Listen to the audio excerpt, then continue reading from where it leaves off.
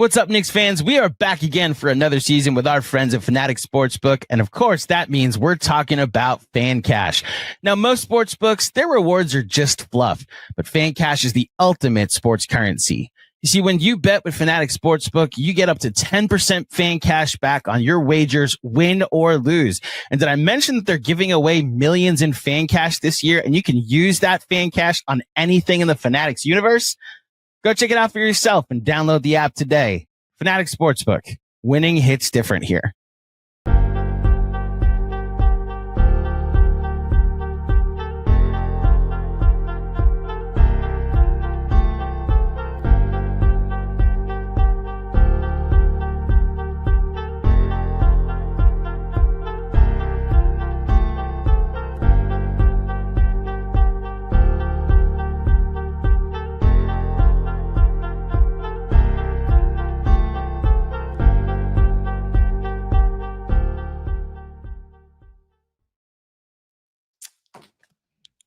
How are we doing?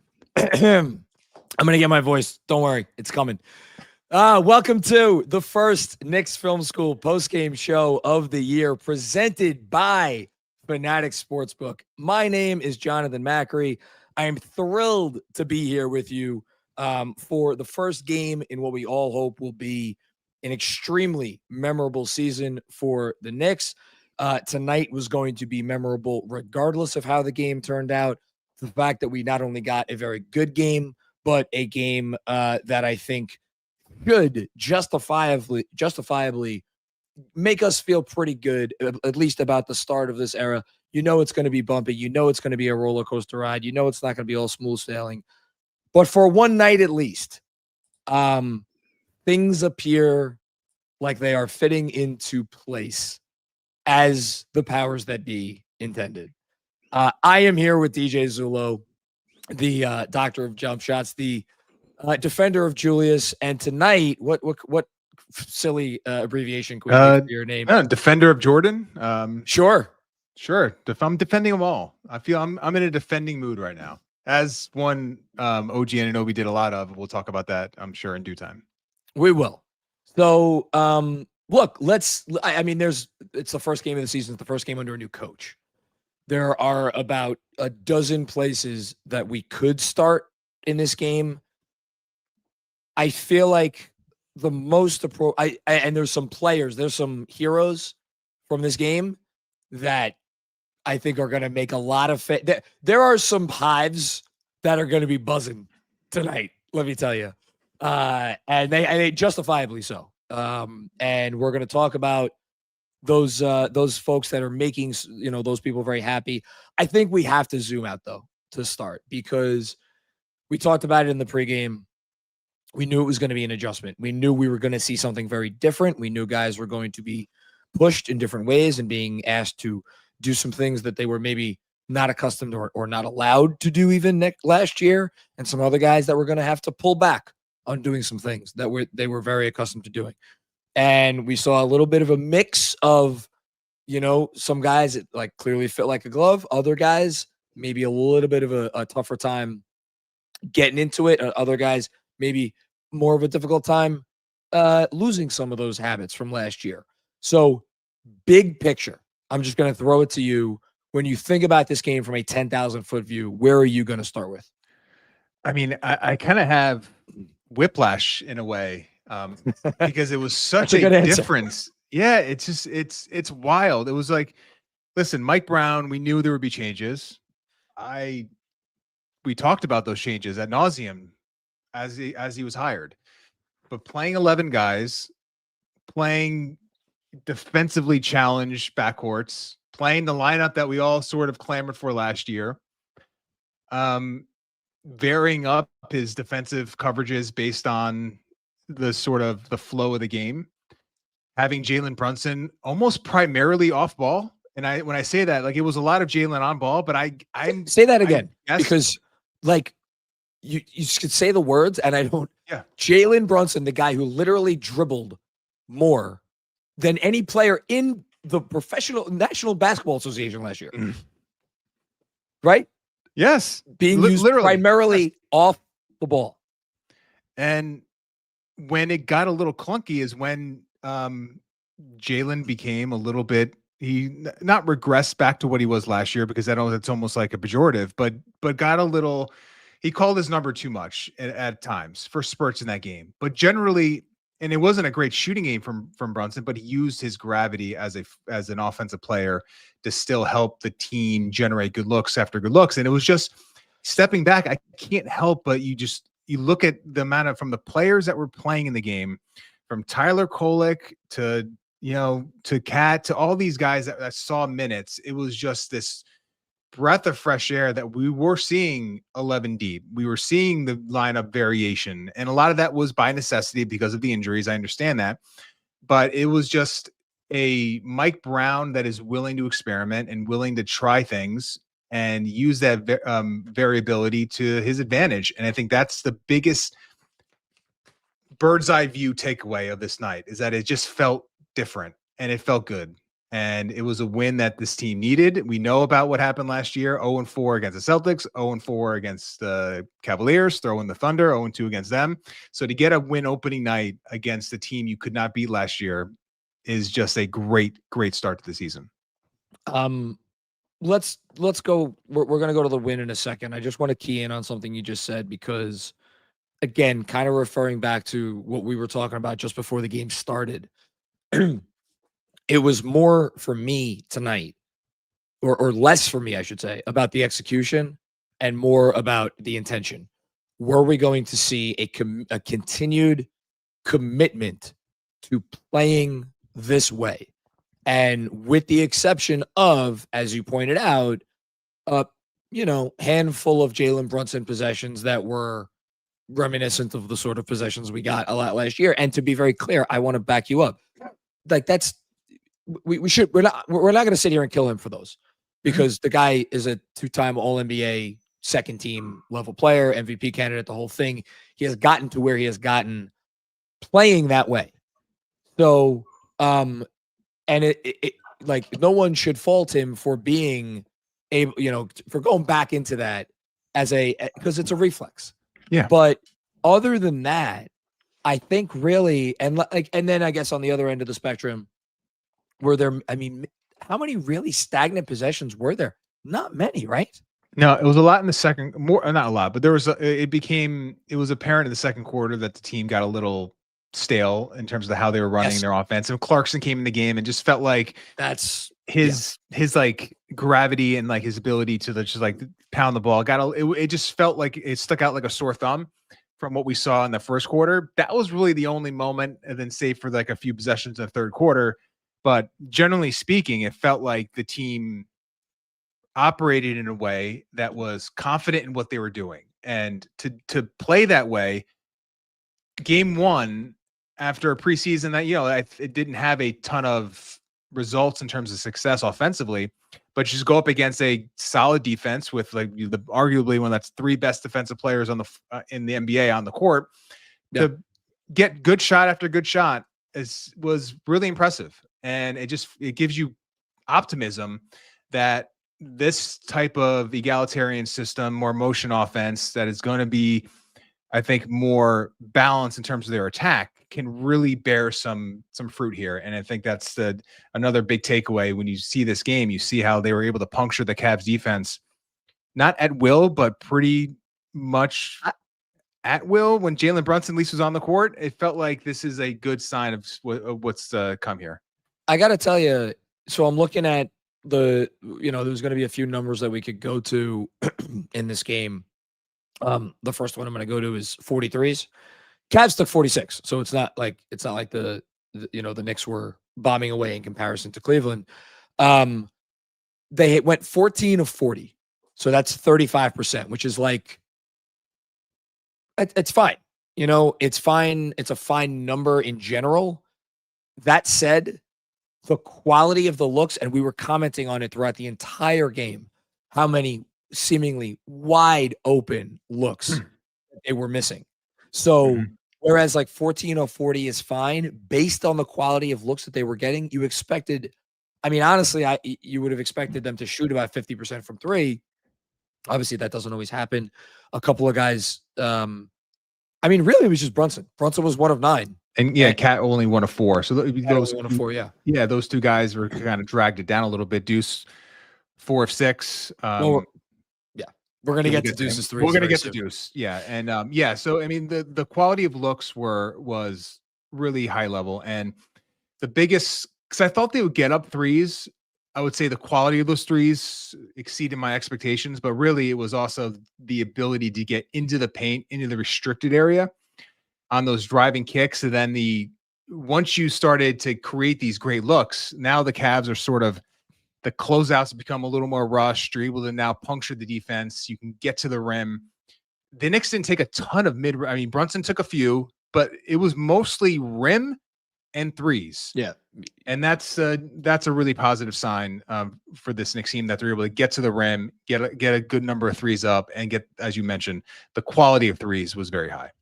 Did draw a lot of contact, got to the line 36 times. I guarantee you, Kenny Atkinson, the first words out of his mouth in the post game are going to be like, they shot 36 free throws, we shot 18. They also missed 6 free throws. Knicks only missed 5. So, yes, but it was motion, it was moving the ball, players were moving, and it all seemed, again, you used the word confident. There was a lack of confusion. I'm shocked that there were not more possessions where, oh, look at those two guys that just kind of ran into each other or something, or just someone's making a cut that maybe they're not supposed to make. Again, maybe a few instances of that stuff, but by and large, it seemed like these guys knew what they were doing. It did. And even when, because again, the shot quality is the big takeaway here. So even when the shots weren't going down, it's just a process to get there. So the Knicks ran a couple of these wheel possessions where they had Brunson on the wing, or it was Brunson on one possession, McBride on another, where they're on the left wing. Bridges is getting a screen middle. So he's going to his right hand, to his right. As that's happening, the person in the corner is now baseline cutting to the opposite corner, and then Brunson or McBride, they're fading to the corner. And it's trying to expose that early help on that Bridges drive, because that defender that's sitting in that driving gap, his man is now going to the corner. So that's a longer closeout. And the Knicks got 2 back-to-back wide open threes off that action. That is a set the Knicks did not run at all last year. It's a set that the Cavaliers sort of popularized last year. And it's one that the Knicks are now installing and are already generating wide open threes from their 2 best shooters out of it. So that is the best benefit. Why is that particular play that you're describing so beneficial? Because it's taking away early gap help. Because in the NBA, it's so hard to guard the point of attack and stave off a drive. So you want to load up early and try to take away those driving lanes. If you're going to do that, and your man is going to be stationed at the wing, and you don't have to worry about that movement, it's easier then to close back out if that pass gets made to the wing. But if that pass is now being made to the corner, that closeout goes from 3 to 4 feet to now 10 feet, and it's much more difficult to load up and then get back out to close out. Now that is going to be something the Knicks are going to it's going to be part of their play design. And it's a really good look because you can get Brunson again off the ball, utilize his gravity as a shooter, and then generate those catch and shoot threes, which we know has been something the Knicks have not been able to generate since Julius Randle went out injured those many months ago. So now we know this is now a way to do that with Bridges handling the ball on the top of the key in that sort of alignment. So it's just one example, but it's one, they didn't run a ton of it in the preseason. So to get great looks out of it, game 1, it's a beautiful sign. 2 more big picture thing before we sing some individual player praises. Ariel Hukporti, 18 solid minutes in this game. Trey Jemison III, again, if you had Trey Jemison III a week ago getting 8 minutes off the bench as a 2-way guy, take a bow. So 8 minutes. So combined 26 minutes from those 2, which some simple math meant we got 22 minutes of 5-out. How much do you attribute the kind of offensive success that we saw tonight and the quality of shots to the 5-out? Because my initial impression was like, I felt like they were getting good looks even when there was a traditional 5 in there. But tell me if you saw it differently. Yeah, I think some of the best shots I got were the first 5-6 minutes of the game with the 4 out 1 in alignment. Um, it's certainly there were times, especially for Cat in the second half, where the drives for him in a 5 out alignment, and then we talked about this on Yep. playback, where Yep. if he's isolating around the elbow and he's able to get downhill with his right hand, it's very difficult. And we've seen this with Cat, where you can get a dig on the ball as a help defender and knock the ball loose. He's very susceptible to that. But if you have a 5 out look and you can isolate him at around the elbow, it's very difficult to send help and also impact his drive. So he had one drive where he drew a foul on Mobley, and then another one he had that great high gather finish, right hand floater. So it was probably the shot of the game in terms of like the quality of the shot itself. It was and Donovan Mitchell had literally the same finish like 5 or 6 minutes earlier. So it's pretty incredible that Donovan Mitchell at 6'1", 6'2" is doing that, and then you have your 7-foot center matching him basically on the other end. They're actually literally just showed the replay on the MSG post-game broadcast. Okay. Yeah. Last thing, the defense. We obviously a lot of the focus is going to be on the offense. Defense is good tonight. We saw the Cavs spring for some threes, but this was the number one offense of all time last year. I know that phrase gets thrown out every year now because the greatest offense of all time just gets whoever the best of offense is that particular year.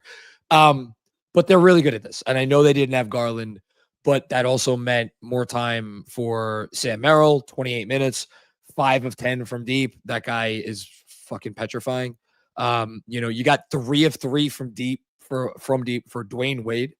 Yeah. It looked like Dwayne Wade a couple times tonight. He did. But so like the Cavs are going to generate those shots. I thought by and large, this was a good defensive performance for the Knicks. Yeah. We can quibble with certain things. I thought they lost Merrill a few times. It's tough because, and we talked about this again during the game, where even if you want to switch it because he's ghost screening all these actions and Brunson's involved in it, it just makes a lot of teams now don't want to switch that. And then you have Merrill just ghosting and flying out to the wing, and he just needs he has such a quick release. When you have the combo of a guy who's that much of a quick trigger shooter and who's that accurate, and Donovan Mitchell, who, as we saw multiple times tonight, can just pull up. Yep. It really is a dangerous action. Yeah, it's really difficult, but by and large, as you said, the defense was very good. We should sing the praises of OG Anunoby, who, listen, it's going to be tough because of where it is, with obviously Victor Wembanyama, the defensive player of the year feels like it's now reserved for him for the foreseeable future. But in terms of all defense, first team, man, that's the performance he gave tonight. Very rarely was it on the ball.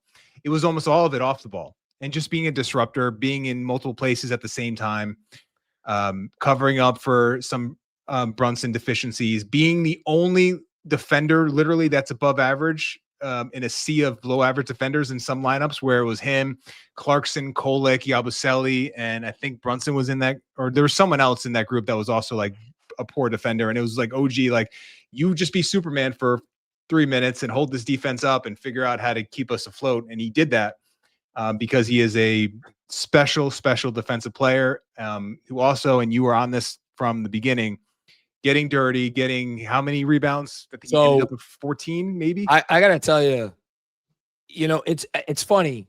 You said you started talking about OG Anunoby because I brought up defense. And I was thinking to myself, that's not really fair. OG shouldn't get the first shout out on this game. Not when we have to talk about McBride and we have to talk about Kolek and we have to talk about Bridges. And then I look at the stat line, 24 points, 14 rebounds, 2 assists, 3 steals, 1 block. Yes, he did have those 4 turnovers, and that was the quibble, right? That's why it's not an A+ game from OG Anunoby, and it's probably just a straight A game. But man, he was getting in there, down and dirty, in the muck. I don't know that I've seen OG Anunoby rebound like that in a game, as a Knick at least. The only game I thought he rebounded close to it was Game 4 against Philly 2 years ago. when he was basically playing center for them. Yeah, it was. Yeah, I think his career high or season high last year was 10 in the regular season at least. So to get 14, great call by you. 14 rebounds in Game 4 against Philly. Nice memory. Yeah, I remember that one because I just feel that was him and Precious basically holding down the fort for a while and just had that's what this game felt like, was that there was a focus for him early on to rebound the basketball in this one. And you have to not only get the stop on the shot, but you have to end the possession with the rebound. And that's just cliche, obviously, but it's Mike Brown is as big on defensive rebounding as Tom Thibodeau is. Yep. And he is going to make sure that area is sound. And for OG to have that performance was huge, but it was more just his off-ball disruptive nature. And there's just only a few guys that can do it like he can. And then guard Evan Mobley and guard him well. He's a special defensive player, and just scored 24 points as well. We'll deal with the turnovers. They are what they were. They were not great, but overall, it was a great performance by him. We'll save Deuce and Kolek for a second from now, because we're just talking about OG. It makes sense to talk about the other wing. Mikal Bridges, a quieter game, but also very good defensively. Played within himself, 16 points on 11 shots, 3 free throws, which for him is like a dozen. And just looked really comfortable in this offense and defensively in this scheme. So nice game for Bridges. I mean, nobody really played bad. I thought Shamet gave them good minutes. Clarkson, again, that stretch was you didn't love that, but he also made some plays. We should also mention, before we move on from OG, the game sealing 3. So good job by him there. We mentioned the bigs. Brunson, we kind of talked about. Cat, we talked about more in the broadcast. We don't need to spend a lot of time on Cat. He kind of found it there towards the end. He did. Which was important. But look, we saw him up there in the press conference earlier this week. Some frustration seemingly. So maybe it's going to be a bit of a more of a process for him. But good way to end the basketball game. I will say, like, get him involved in, so the Knicks they ran a lot of horn sets, which is the 2 screens at the top. Usually you're 4 and the 5. Knicks ran a lot of that in the 23-24 season, not so much last year, but I would like to see Mike Brown maybe bring that out a little bit, get Cat involved in that initial high ball screen, and then you could run some flare sets where you can have whoever the center is set flare screens for Cat to generate some threes. I just felt like at times he was a little leveraging too much of that off-ball spacing, which is a huge value, and not enough involved in the initial action. But to your point, did find it a little bit in that 5-out look in the second half. So overall, I think it was a strong, for what he was provided and what he was allowed opportunity-wise, a relatively strong Cat offensive performance. Yeah, and again, it comes down to the fundamental issue of okay, how do you spring Cat? How do you not force the action, but how do you get Cat more involved? And ultimately, what does that look like? What does a fully involved Cat game look like? Is it more threes? Is it more drives? It's probably a blend of both, like we saw in Game 1 against Indiana last year. We'll talk about that more as the season goes on. It's going to be arguably the biggest storyline on the offense. Okay, we finish with 2 guys I'm very excited to talk about. Where do you want to go first, Deuce or Tyler? Let's say Deuce for last. I feel like leaving him there because he was really special tonight. Yeah, I mean, we talked a bit about this, and I hate to repeat it, but it felt like Tyler Kolek found himself in the 4th and 5th preseason games. Yep.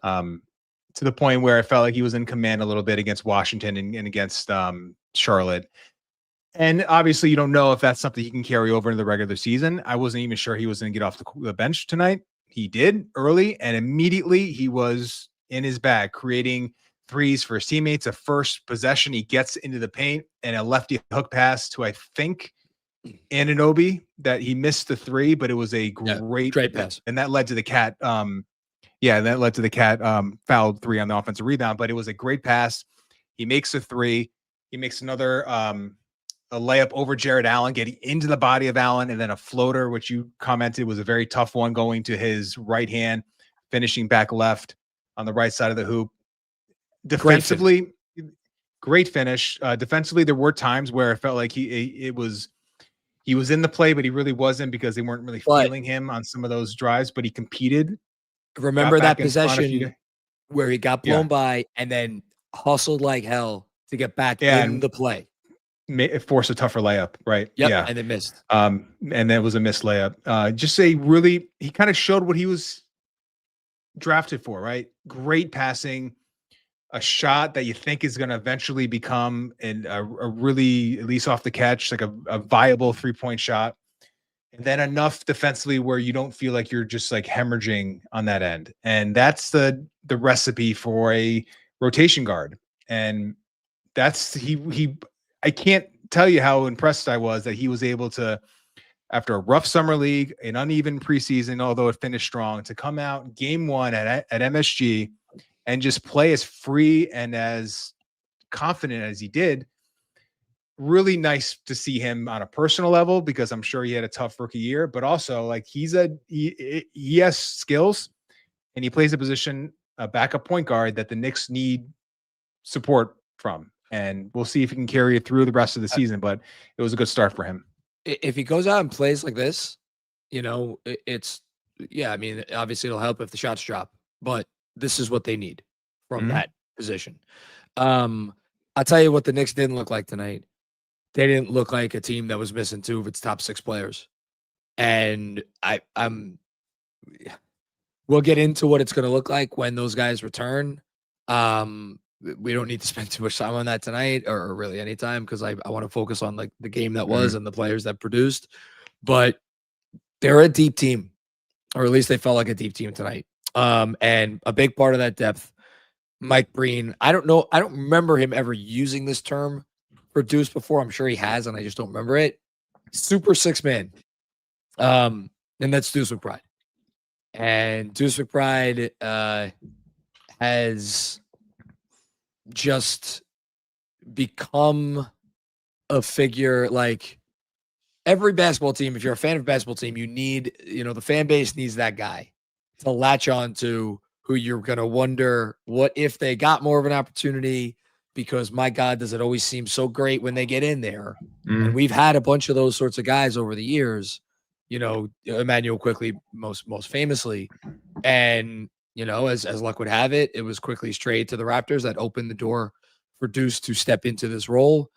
And tonight, 26 minutes, 15 points, plus 17. That was by far a team high, and hit, I would argue, 3 of the biggest 5 shots of the game in terms of momentum. I'll just go through them very, very quickly right now. The Cavs went on a 16-2 run in the second quarter. Deuce McBride hit a 3. The lead had gotten down to 1. Deuce McBride hit a 3, brings it back up to 47-43. The Knicks go on a run, and we saw a couple instances of the lineup. So Deuce with the other 4 primary starters, as my dog in the background is very excited about Deuce McBride. We got another Deuce 3 in the third quarter.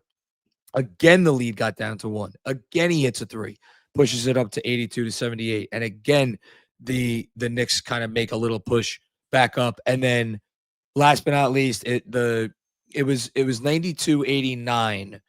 But like the Cavs were, you felt them. They were coming. Yep. They were coming to make the push.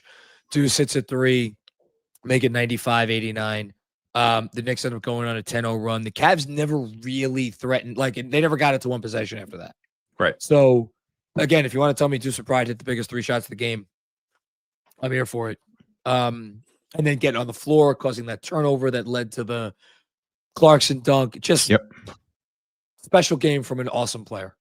Yeah, and that Clarkson dunk made it 101-89. Now it felt like it was maybe not the nail in the coffin, but felt like the Knicks had now firmly regained momentum. And that, you're right, that was a Deuce steal and assist on that play. Phenomenal. And on a night when the Knicks were really struggling making above the break threes, like Deuce made 4 of them. And that's the special skill that he has, is that the Knicks don't have it's Brunson, it's Cat, and we'll see about Yabusele and Clarkson. But Deuce is the other guy. That's a legit 40% off the catch, 3-point shooter above the break, and teams treat him that way. and he gets a ton of them off, and it's a incredible skill that he has. And you couple that with the defense. There were times where, Mitchell got the best of him, but Mitchell was getting the best of everyone for that stretch. It wasn't anything Deuce was doing that was, below par. Mitchell was on that run. And when he's on that run, there's just not much you can do with him. And they never let go of the rope with Mitchell. I want to give a hat tip to Mitchell. He obviously kept the Cavs in the game. Yeah. But only 2 points in the fourth quarter. Like the Knicks defense, when they kind of had to bear down, they bear down, which I really appreciated. That's all I got. I mean, I could keep you here for another hour and talk about this stuff, but I want to let you go. I'm sure we got a lot of super chats to get to, which I want to get started on. Last word before we get you out of here, Deej. Well, I guess I'm just happy the season's here. I love this team, and I'm enthused and excited they got a win opening night in that building. We got a standing ovation, first one of the season after that Clarkson dunk, and it just feels like it's a hell of a start. And I'm really excited to watch this one again, and we'll have some work over at Knicks Film School Patreon on it. I was about to say, for anybody out there who is somehow not aware that we have a Patreon, again, we are a fully homegrown, like, we're not sponsored by any big company. We're just a bunch of Knicks fans trying to put in the time and doing this thing right. And the work that DJ and Benji do, Benji with the grade books, DJ with the film stuff, some other stuff from them. I do a mailbag that we're doing on our Patreon. If you have it, and you want to get a little extra Knicks content, that is literally the best Knicks content out there that you could get. Consider signing up for the Knicks Film School Patreon. Again, DJ, you're going to have something in the next couple of days. Yep. What is that? That's Andrew Claudio's music. Nah. Hey. He's back. Goodbye, Cleveland. We let you have last year, but a new sheriff is in town, and his name is Mike Brown. The New York Knicks will not go 0-4 against the Cleveland Cavaliers this year. They will not go 0-10 against 360-win teams that won 60 games last year, because we've got the power of 5-out offense. 82 possessions of the lineup last year. I'm pretty sure they played 85 tonight. They might have. Oh, used to pray for times like this, for rhymes like this. Oh, man. Deuce McBride, we believed. Tyler Kolek. Well, they believed. I went to summer league. I didn't believe. But my goodness, fellas, it is good to be back here on the Knicks Film School Postgame Show. A victory opening night postgame show. 1 down, 96 to go, ladies and gentlemen. Hi, guys. How are you? Checking your math. Sorry. Yes. 190. That's okay. There we go. Yeah. 82 plus 14. Yeah, that's right. It's just a shame. It's just a shame that the season ended before the game, though, because of all the bad vibes and all the injuries and all the reports coming out that the Knicks season's over. But we all got over that and overcame it. And 11 guys played tonight. I didn't know that you could do that in a basketball game. We didn't think it was allowed. Goodness. Oh, it's so good to be back. DJ, good to see you. Hey, check out always DJ great on the to see you. Patreon. Check out DJ on X's and O's. And then check out DJ a lot throughout the season when Mac's voice sounds exactly like it does tonight and he needs to take a night off. Hey, he is holding up. He started this. He started about 3 hours like this, and it's not getting worse. Yeah, somehow. Let's hope I could find a little extra about 45 minutes from now. We may right. when you may go to a much bigger stage, we might just call that your night. No, John, I'm telling you right now, I'm here to help. Okay, we also need you for game. Tips is gone. We are actually able to load manage this season properly, like an NBA team. You could fight through it for 82 and then not be ready for game 2 and back-to-backs and days after that. We have a bench. Who knew you could use your bench? Who knew you could play guys that all of them can shoot? And at the same time, I didn't know it was possible. Oh, God. But I have gone to the church of Mike Brown, and I am here to say that things have changed, folks. But you know what hasn't changed? We are blessed by the fine folks at Fanatics Sportsbook for another season. Ladies and gentlemen, shout out to the fine folks at Fanatics Sportsbook. DJ, if you want to take off, you can. I'll stop. We'll see you later, Deej. We love you. All right. All right, brothers. I love you guys. Take care. Later, buddy. Love you Peace. too.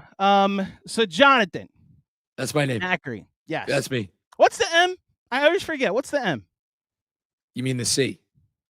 Oh, yes. The M is Macri. What's the C? Carousel. It's my mom's. I name knew now. that. Yes. I did know that. Do you know what the J is? John. James. I mean, it was. I think by one or now the you other. would have known that my middle name would have been your middle name, your first name. But regardless, shout out to the fine folks at Fanatic Sportsbook. So here's the deal, folks. I am here to introduce the 3 segments that we're going to be kind of rotating throughout the season. You all know betting and sweating. And so tonight we're going to start by going over the betting and sweating picks that you got. You could check out the Fanatic Sportsbook app before every game. We'll talk about a promo for the Fanatic Sportsbook app in just a second. But if we could go over the picks made by me, Mensa, and Jeff in the app before the game. Here you go, John. So here's what we're looking at. Yes. So first one from Andrew Claudio, who apparently pulled a crystal ball out of his ass. Deuce McBride, 2 or more threes made. You got this at plus 115. That hit in did that hit in the first half? Hit in the first half, yes. Yeah. Okay. Good job by you. Mikal Bridges, 17 or more points. I just said this. Oh my God. It's a bad beat. It's a bad beat from Jeff. I was all over the Bridges points overs. Also, thank you to Andrew Claudio for not showing any of my picks from the betting and sweating show. Not so I will hot. not, but tune in for betting and sweating 90 minutes before every Knicks game here on the Knicks Film School YouTube channel, presented by Fanatic Sportsbook.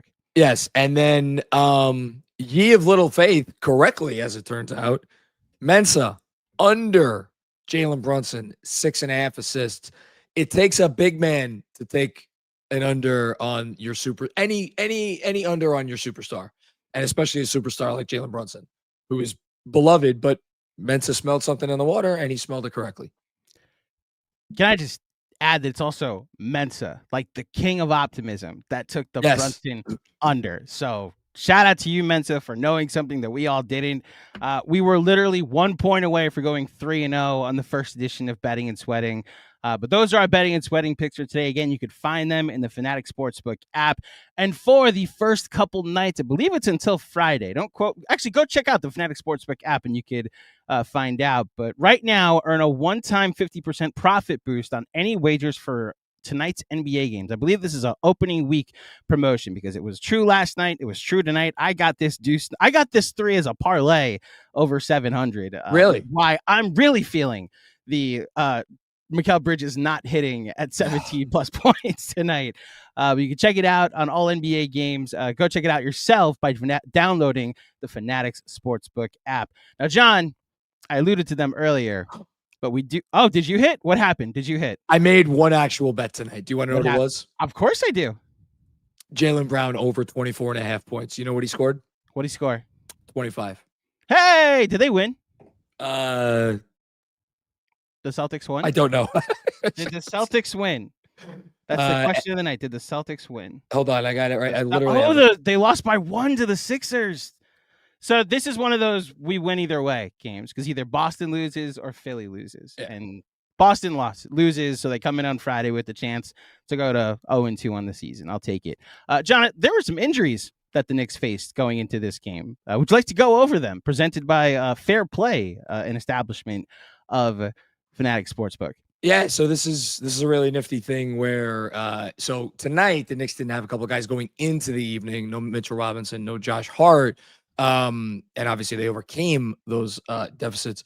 But if you have a player that is involved in whether it's a parlay, any bet you make on an individual player that's dependent on the player playing, and they go out with an injury anytime in the first half, and just, like don't come out for the second half, even if it's that.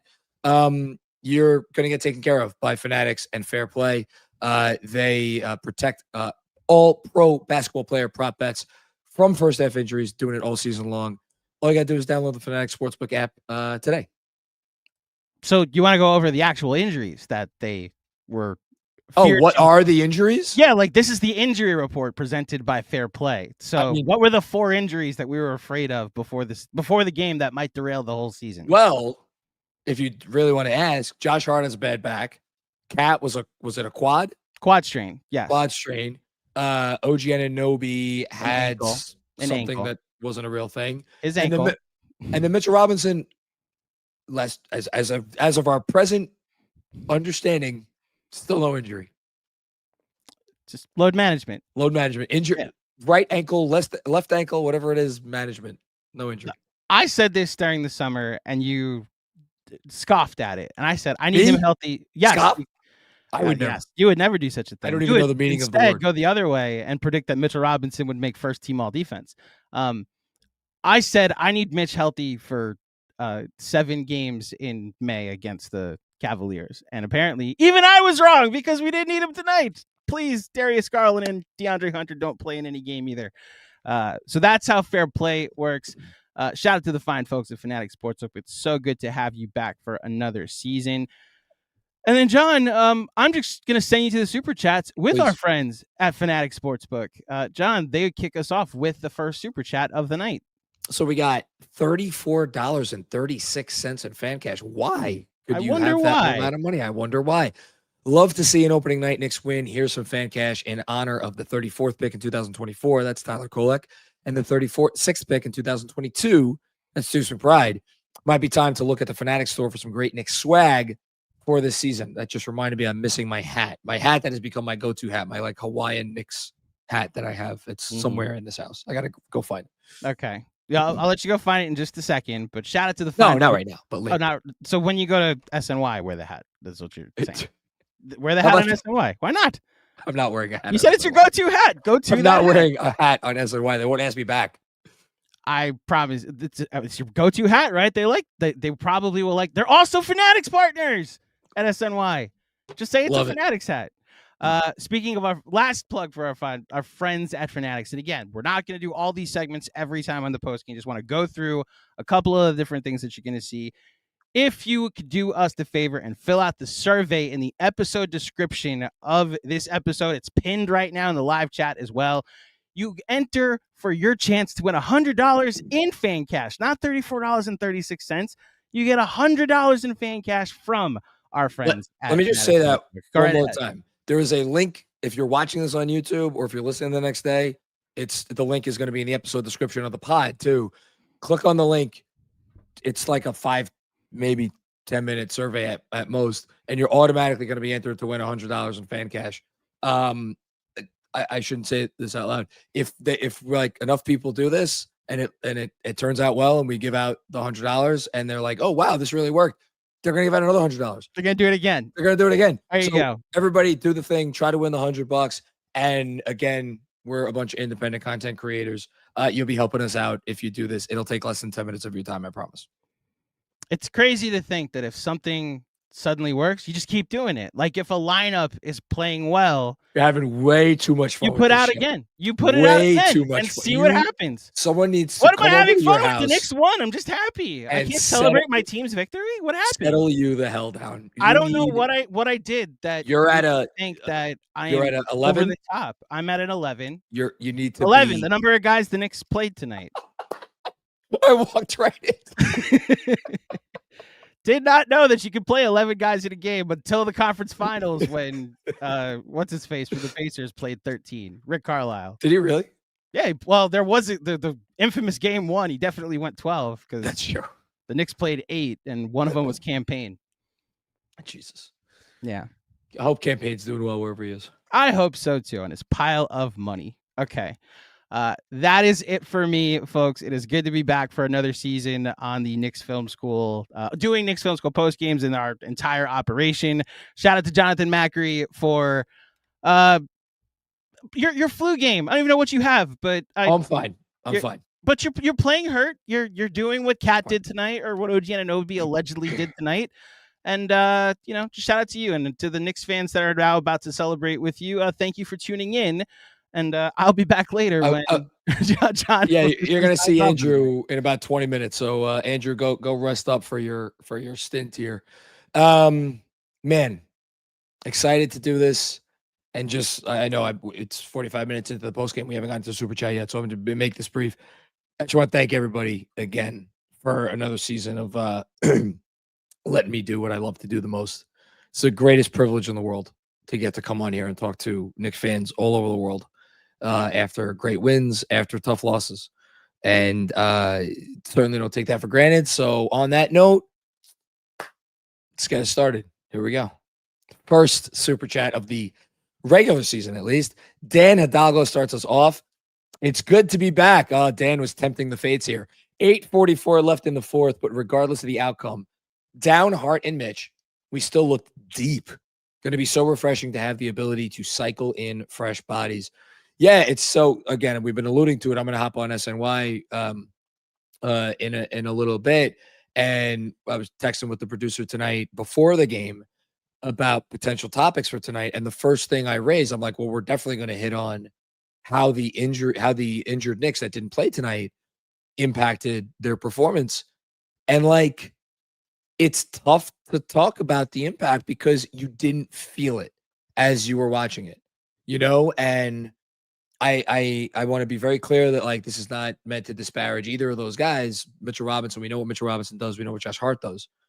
But like the guys that stepped in for them, they brought their own stuff to the table. Huck Porty on offense, being able to operate effectively in the short roll. He attempted a hook shot that didn't go so well, but he'll make it next time. And I thought he held up really well. And then, Josh Hart, like, I don't know if there was any one player that came in and filled in for Josh Hart, but whether you want to talk about Kolek's minutes or Shamit's minutes, it's all about Trey Jemison just being a cinder block out there. All great stuff. And, there's a lot of people that were calling for this for all of last year and for many years that, it's one game, but for right now, today, everybody should feel like, hey man, I wasn't crazy for being like, could we, as Andrew was kind of making a joke about it, but he's not wrong. This is why you go deep into your bench. This is why you trust guys to be better than maybe they're perceived to be. Thanks, Dan. Appreciate you. Anthony Sixto, what's going on, brother? Already checked every box for things we wanted to see last year. Minus Cat passing out of drives, dumb fouls. I'm ready to overreact. This is our year. So we haven't spent a lot of time on negatives tonight because there really aren't many negatives. Donovan Mitchell, got some stuff from his bag, and the Knicks and the Cavs made a push. Nothing you can really do about that. It's never going to be perfect defense against an offense like the Cavs. Yabusele left a little bit to be desired. As for Cat, yeah, I mean, and this is the Cat experience. You're going to get that stuff. It's just, it kind of comes with the territory, and you have to weather those storms. The important thing is that it's not overkill, and you don't get in those stretches where you feel like you're not getting the positives too. And there were times, and this is why I really got frustrated with him during the playoffs. There were times where it did feel like it was too much to one side. But tonight it was a good mix. I didn't think Cat played a bad game. I thought it was good. Defensively, here's the best compliment I give Cat tonight. I didn't notice him defensively, and I don't mean that in a bad way at all. So that was a good game from Cat. Thanks, Anthony. Debo, what's going on, brother? How you doing? Good to be back. Good to start the year with a win.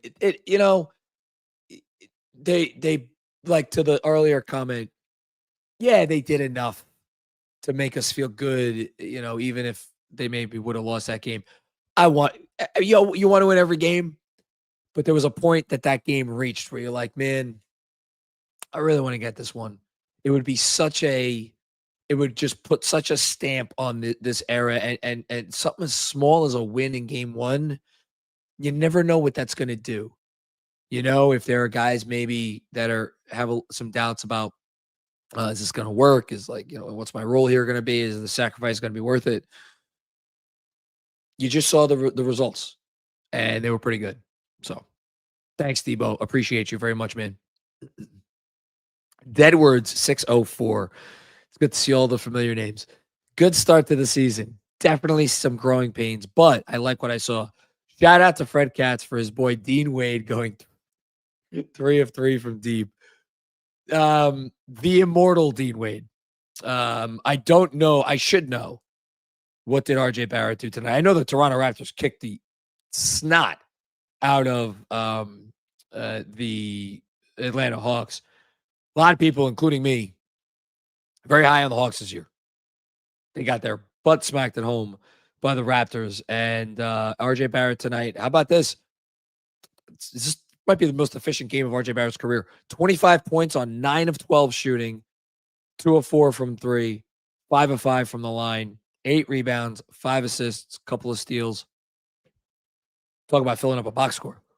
So, great game for RJ Barrett, great game for Dean Wade. I don't know. I'm going to have to ask Fred, what's his decision? Who would he take if he had to win one game? Might be a tough call. Thanks, Edwards. Rich McLeod, my guy, thanks for coming into playback tonight. Turned 35 tonight. Oh, my God. Or today. Bless you. I remember 35. 35 is a big birthday for me because I was like, I'm now halfway from 30 to 40, and I didn't like how that felt. Anyway, Knicks beat the Cavs. KFS postgame on the TV. We are so fucking back. Enjoy 35, man. Should be a good year. A lot of good years coming up for you. If everything's right with the world, like I said, it's good to be back. I'm happy basketball is back. It was great sitting there last night watching those games, watching that great OKC Houston game. And it was funny, so I have this new show, and shout out to all the support so far for anybody who doesn't know about it. New NBA podcast that I'm doing with Sean and Jeff. Some other familiar faces and friends are going to be coming along the way. We had Dexter Henry on the other day. Called NBA Takedown. So go follow, subscribe wherever you get your pods. We're on YouTube, the whole thing. And so I've been spending a lot of time on that new show, trying to get that thing going. And I haven't gotten into a rhythm yet for this season. And today was the first day where I was like, all right, I'm in my game day rhythm. And I guess check with me tomorrow morning to see how I deal with my first 2 a.m. Sleep, going to sleep of the year. And God knows there'll be more where that came from, but it just feels good. It feels good to have everything back. And yeah, man, let's go Knicks. Thanks, Rich. Drew P, what's going on, Drew? F the Cavs. That is all. Knicks basketball is back. So I do think the Cavs are going to be a team to be reckoned with all year. A lot of respect for them. Donovan Mitchell's really good. Donovan Mitchell probably could have gone off for 50 tonight if he wasn't deferring so much to Evan Mobley in the first half. But they need their full team. They need their full team. And I think you felt the loss of Hunter tonight. And you certainly felt the loss of Garland tonight. They're going to get those guys back. Oh, and Strus. I didn't even talk about Strus. So, they'll get healthy. And I have a feeling we're going to hear from those guys again a couple times before the year's out. Thanks, Drew. Will Oliver. Sound like a boy going through puberty here. Great start. Excited to share the season with y'all. We're excited too, Will. We love doing what we do here. And yes, great start to the season. Indeed. Thank you. Next up. Oh, Z Raheem. Thank you, Z. Our first orange super chat of the night. I know it's just game one, but how many super chats are we going to get like that? I know it's just one game, but Brown talked a lot about things he'd add. We saw examples of it all today.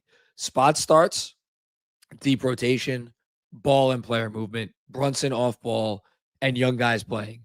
Shout Kolek Hive, LOL. Z, it's a great super chat, which reminds me of something else we're going to be doing in a couple of weeks. One might say super chat of the night so far. You hit on all of them. And I think the specifics are important, and you listed all of the specifics, like the on-court stuff. But to me, everything that you're mentioning here harkens back to something else I think of when I think of Brown's early press conferences, and something he's been talking about, which is his tenets. And he says, first tenet is sacrifice. And then I forget what exactly they are, but like commitment to like playing hard and playing for each other and all those things. And he is, and you've heard players talk about how he's hard on them at times. He's challenging guys. The idea of empowering your team, it is the most resonant thing that he is bringing to the table. And he is so clearly a coach that believes in empowering his players. And that could go well, and that could go poorly. And tonight, again, you saw, like, I'll give you an example. OG Anunoby had those 4 turnovers. OG Anunoby initiating more actions tonight than we saw in any game last year, and given more responsibility to handle the ball more and do all the things that we've kind of heard through the grapevine OG Anunoby has wanted to do throughout his entire career. Some of those turnovers were really frustrating. But Mike Brown's empowering OG, and like OG Anunoby went out there and had in total, like it was as good a defensive game as he could play, which is saying something. And he did a lot of great stuff on offense too. So good things generally happen when you empower guys. And the whole idea of sacrifice, like, that's sacrifice. It feels great when you're winning, not as much when you're losing. So that'll be the next test. Like if they're on a 2 or 3 game losing streak, and will guys still be as willing to sacrifice? Because again, guys are sacrificing. They're not playing as many minutes, not taking as many shots. Like Brunson took 18 shots tonight. Towns took 12. Now OG benefited from that, 17, 11 for Bridges. I would imagine Bridges is probably very happy with where he was at tonight, but nobody played a ton of minutes other than OG, interestingly enough. So yeah, we'll see how it goes, but I'm very hopeful and excited. Thanks, Z. Appreciate you. Jessica, what's going on? Thanks for coming and hanging out and playback today and doing the watch along. Game 1, 53 more, baby. Let's go Knicks. Hashtag 54 wins. I see what you did there. I predicted they would win 53 games. That was my official prediction. And I'm going to stick with that. Maybe it'll be 54. Maybe it'll be even more than 54. We'll see. But it's a good start. I think we should all feel hopeful that this is going to be a good team. Because here's the more I'm talking about it, the more I think the biggest takeaway from tonight has to be the depth, and how in this system, it did not look for a second like the Knicks were overextending themselves in who they were asking to come in and contribute to winning basketball. And that's a great sign. So, yeah. And again, they won this game by 8 points over a really good team that was missing players.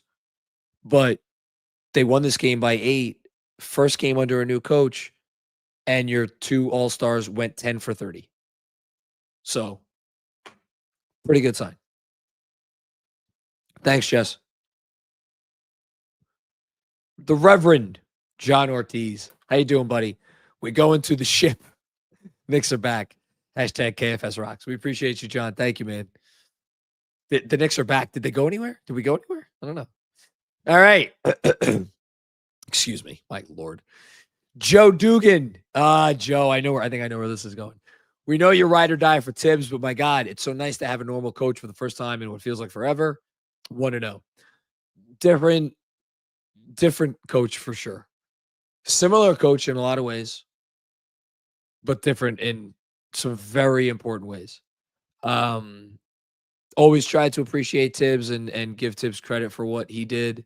And always, more than anything, just kind of look at things from his perspective and understand why he made the decisions that he made and what those justifications were. Is Mike Brown a more normal coach? Probably, by the conventional definition. If normal is like doing things that most other coaches around the league tend to do nowadays, then yes, Mike Brown is absolutely a more normal coach. But every coach has their quirks, And for as much as Tibbs had his things that separated him from the pack in some ways, good and bad, there were also just tried and true things that he was, you would say, made him extremely normal. But look, that day's over. It's a new day, and it's a good day. Thanks, Joe.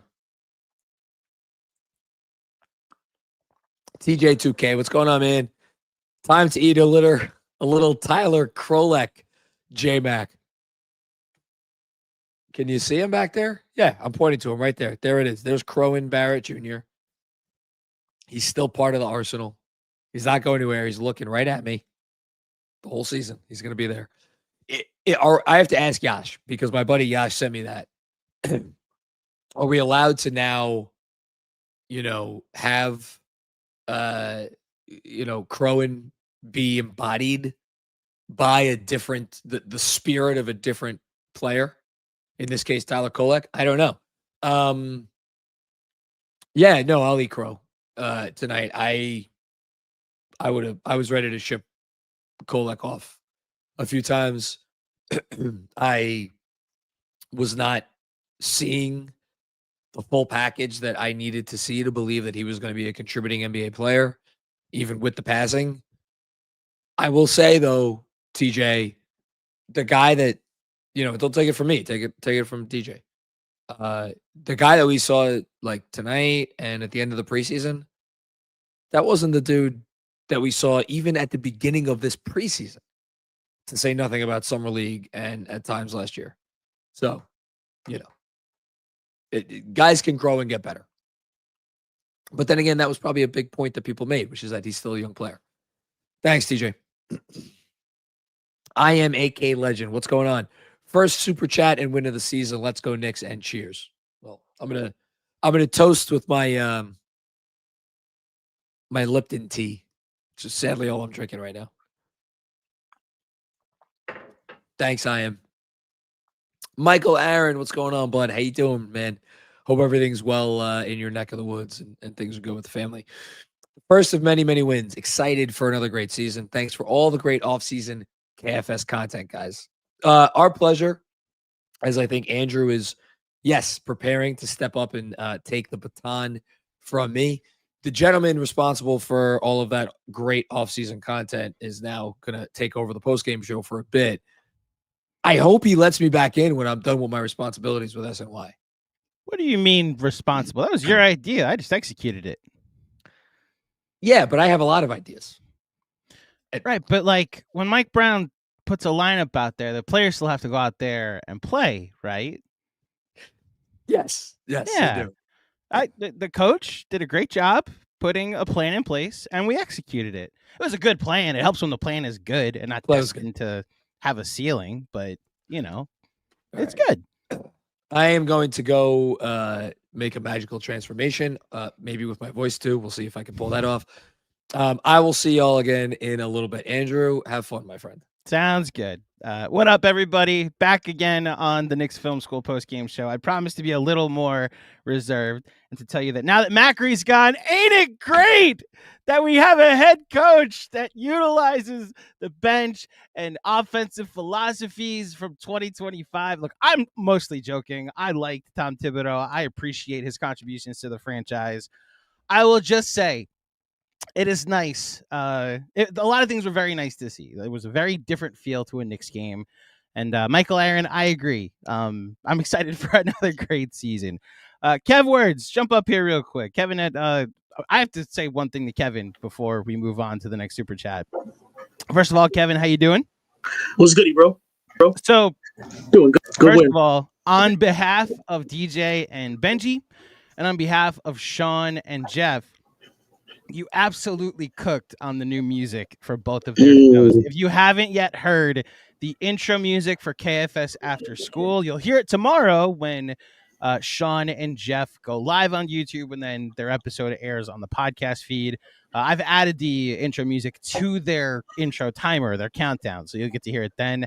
And then go check out the most recent episode of KFS X's and O's. These are Kev Words specials. So bravo, my friend. You absolutely cooked. Yeah, I was surprised when I heard it on the intro. I was like, oh, it's fire. Yeah, it was great. Nah, it was a pleasure doing it. You know what I'm saying? Music for the gang. You know what I mean? Yeah, it was great. Yeah. No, it's cool to see an artist at work, and you clearly put out your masterpiece. So bravo, sir. Yes, so sir. I need to clarify something from earlier. The 50% profit boost ends tonight. So if you want to do the 50% profit boost for opening night for the NBA, hit a live wager on the remaining games. I'm staring at the scoreboard now. San Antonio is beating Dallas by 2 at halftime. So if you want to jump on Dallas money line and then boost it 50% for the second half, or boost a parlay, Wembanyama points and Spurs money line, you can for 50%. But that promotion ends at midnight tonight, or at least after the games are over, I should say. It ends when the games are over. Wemby got 18. Wemby's got 18 in the first. Man, we're just sitting here waiting for the takeover, man. And then the only other thing I want to add is that on behalf of Fanatic Sportsbook, while that boost is over, check back in the Fanatic Sportsbook app all season long. The rewards tab has become my best friend. Did you know I might have said it already on the air, my season long, they were offering a one-time boost. I said this during the preseason on one of the post games, but a season-long bet, a futures bet, an NBA futures bet, and you could boost it 20%. The one that I boosted is I boosted it from plus 3,500 to plus 4,200. $5 to win $215. The Knicks to beat the Oklahoma City Thunder in the finals.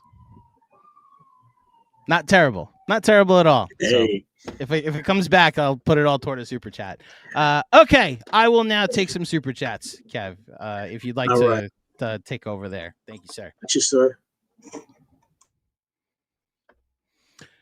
McBagels, shout out Kolick, man. He's improved his scoring. He looked very aggressive tonight. That's the biggest thing I could say about Tyler Kolick, from my perspective, at least. I like what DJ said on the post game earlier, that he found himself in that last playoff game, or that last preseason game.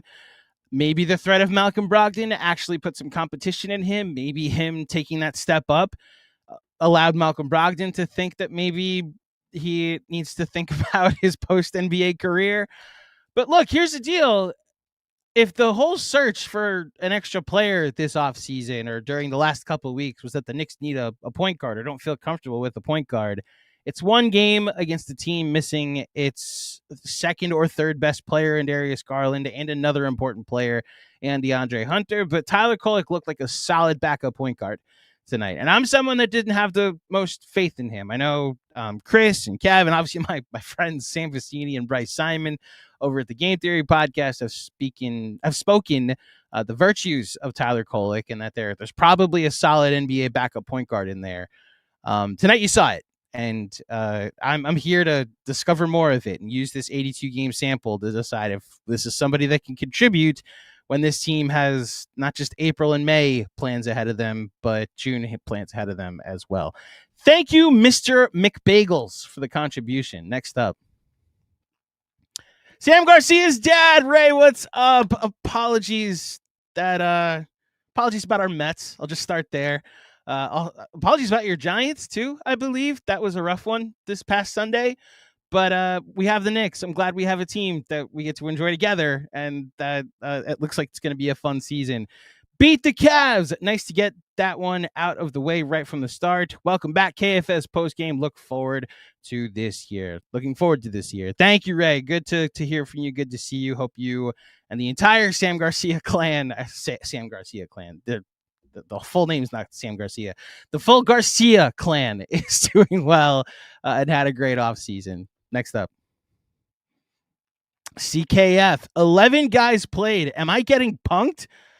Brother, I got to remember this dude's name. When the 11th man came out there, Trey Jemison III, and I watched some of preseason. I will be honest, we had a lot of behind the scenes stuff for me to help getting ready. We've got some bit of infrastructure stuff that we're moving around during in Knicks Film School that I'm largely putting in place, and I caught as much of preseason as I could. When Trey Jemison III showed up, I had to remind myself, oh, that's the dude from the double overtime game, or the overtime game against the Timberwolves, right? Played solid too. Like wasn't unplayable. I'm not sure if he's going to play a long-term role, but this has always been my thing about like the difference between like the Carlisle and the Tibbs philosophy. Like there's a Tibbs world tonight where we see 9 guys or we see 8 guys, probably 8 guys because Mitch and Josh Hart were out, and maybe Josh Hart even plays, honestly, if Tibbs is there tonight. But we see a shorter rotation and we see extended minutes for the regular guys. And instead, nobody played more than 38 minutes, and it's OG Anunoby. You know, like you were able to get away with 11 guys being this shorthanded, and Jemison, you get a look at it. And I keep going back to like the Tony Bradley minutes and the Thomas Bryant minutes and the Ben Shepherd minutes from the playoffs. And I commend Mike Brown for at least setting the stage that the regular season's about data collection, and then the playoffs is about execution. So good 11 guys. It was a welcome sight tonight for the Knicks opener for sure. Thank you, CKF. Hush Zoo, good to hear from you, my friend. OG rebounding leap, overall great game. The way the offense is, I can easily see 3 all-stars now.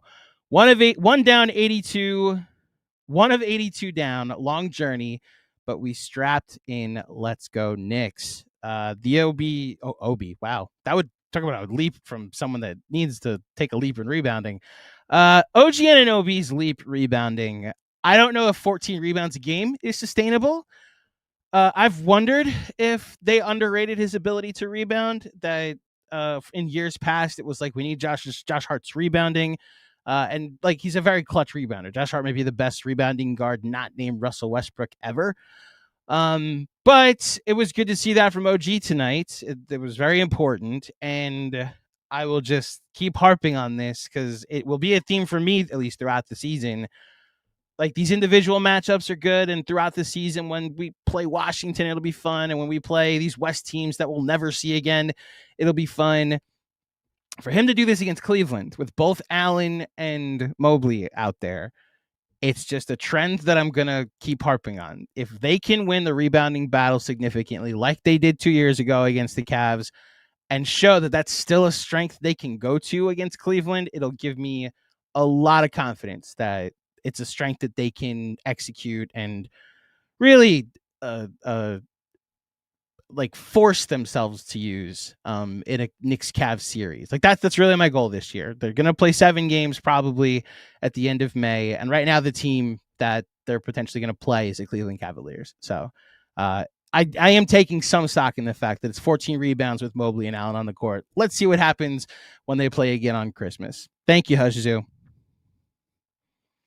Sam Garcia. I got the whole Garcia clan. Well, I need Sam Garcia's mom and his toaster and his dentist and all the Sam Garcia things and nouns to make their appearance tonight. But I'll take Sam Garcia. Hello, John. I'm not John, but he'll be back later. Great win tonight. Love how the boys played. Hopefully, this is the start of a very special and memorable season that ends with a title. That's what we're all hoping for, man. Not just, as John mentioned, the independent content creators out here that would very much benefit from a Knicks championship run, but just as Knicks fans that haven't seen it in forever. And as I've kind of put out there and I put in the Knicks Film School, Knicks Fan TV mailbag crossover for a city that needs it too, for sure. And Sam, you're a fellow Mets fan. I know you feel that pain as well. A city could use a champion at the moment, a deep playoff run. And hopefully we get it again from our Knickerbockers. Thank you, Sam. Sean with a W. The total was 229, John. 229, John, you get what you deserve. Did John take the under or the over in betting and sweat? I now need to go double check the picks for tonight. So I'm sorry to do this, Mr. Macri. I'm going to go over your betting and sweating picks for tonight and see how good or bad you did.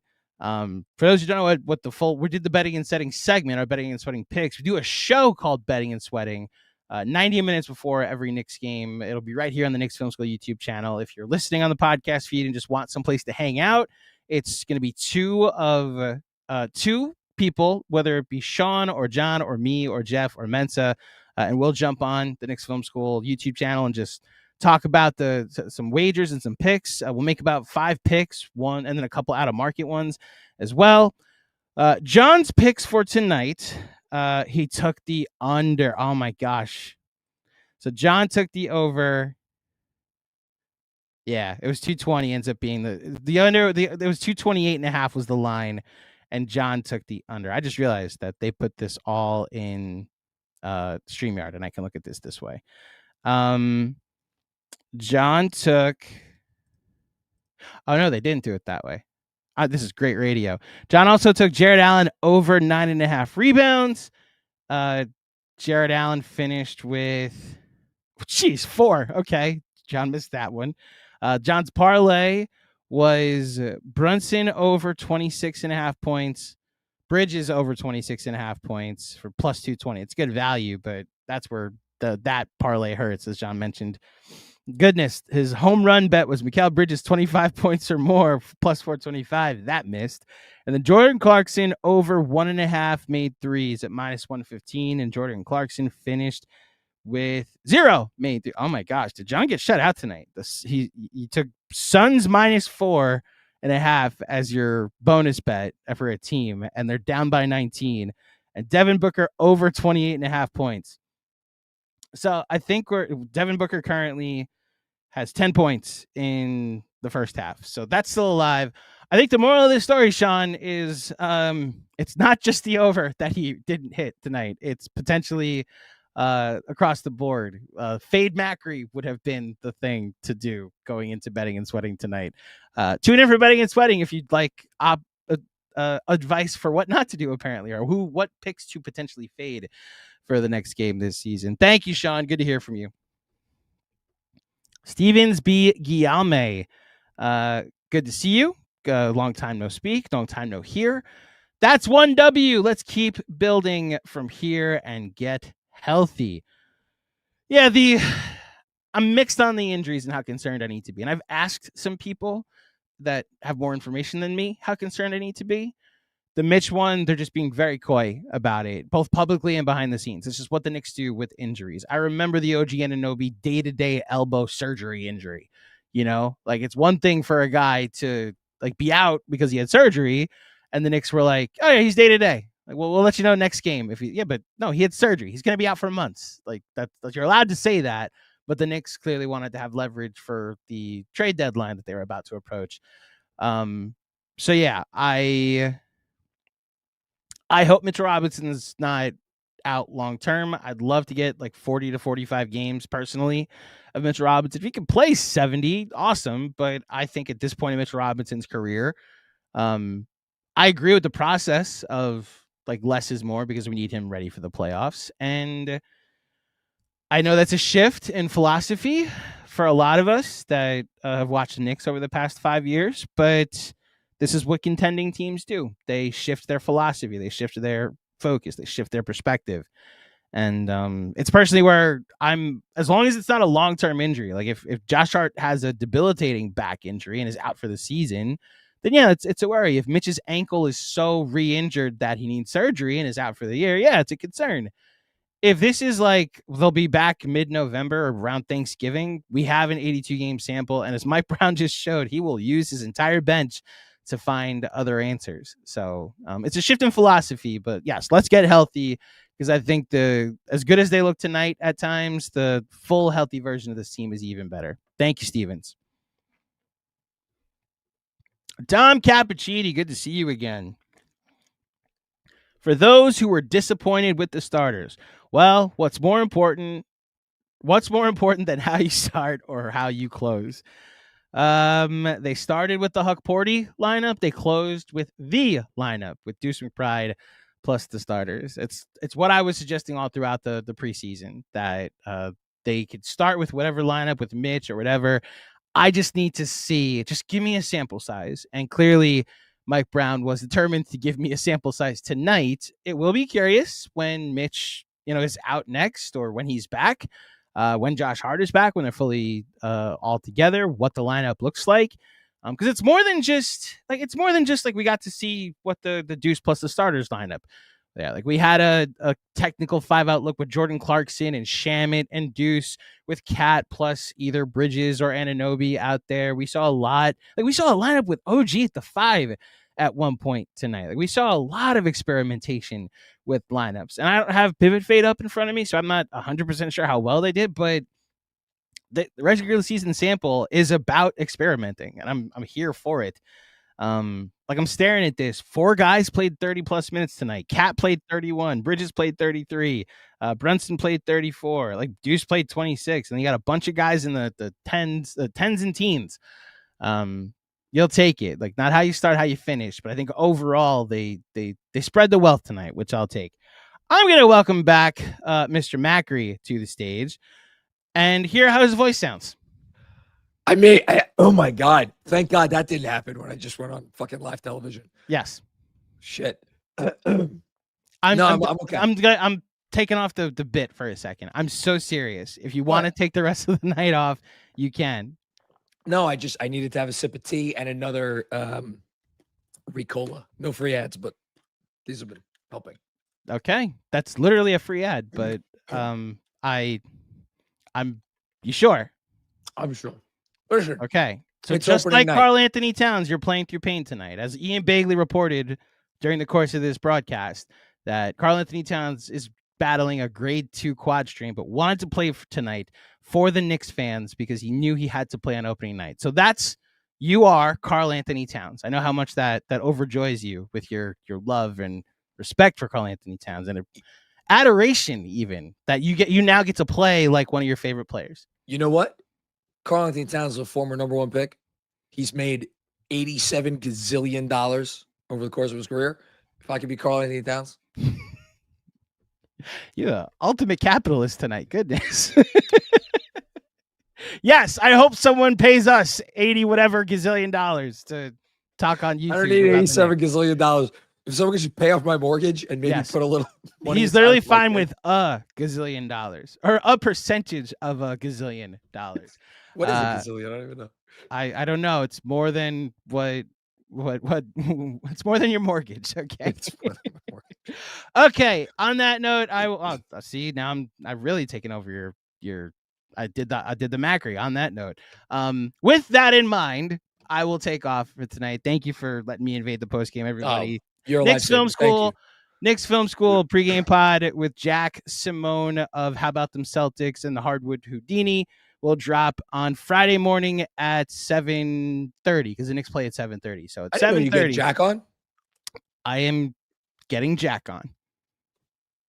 Is there a joke in there? Well, it's instead of getting Jack off, I'm getting Jack on.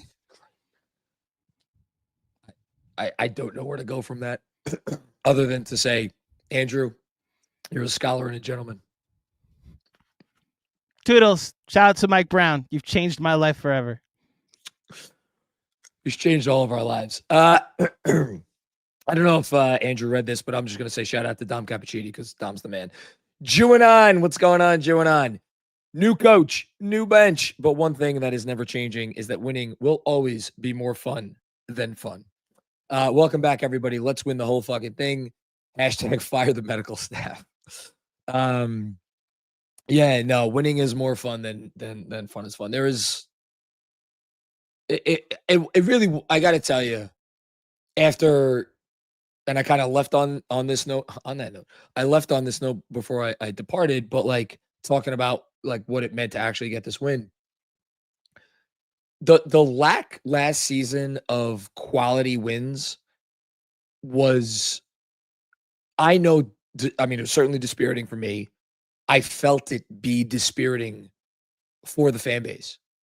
And look, you could pick apart any win and disqualify pretty much any win tonight. Who knows? If the Knicks are struggling, we may look back at it and be like, Garland and Hunter and Strus didn't play. No, that's not how this shit works.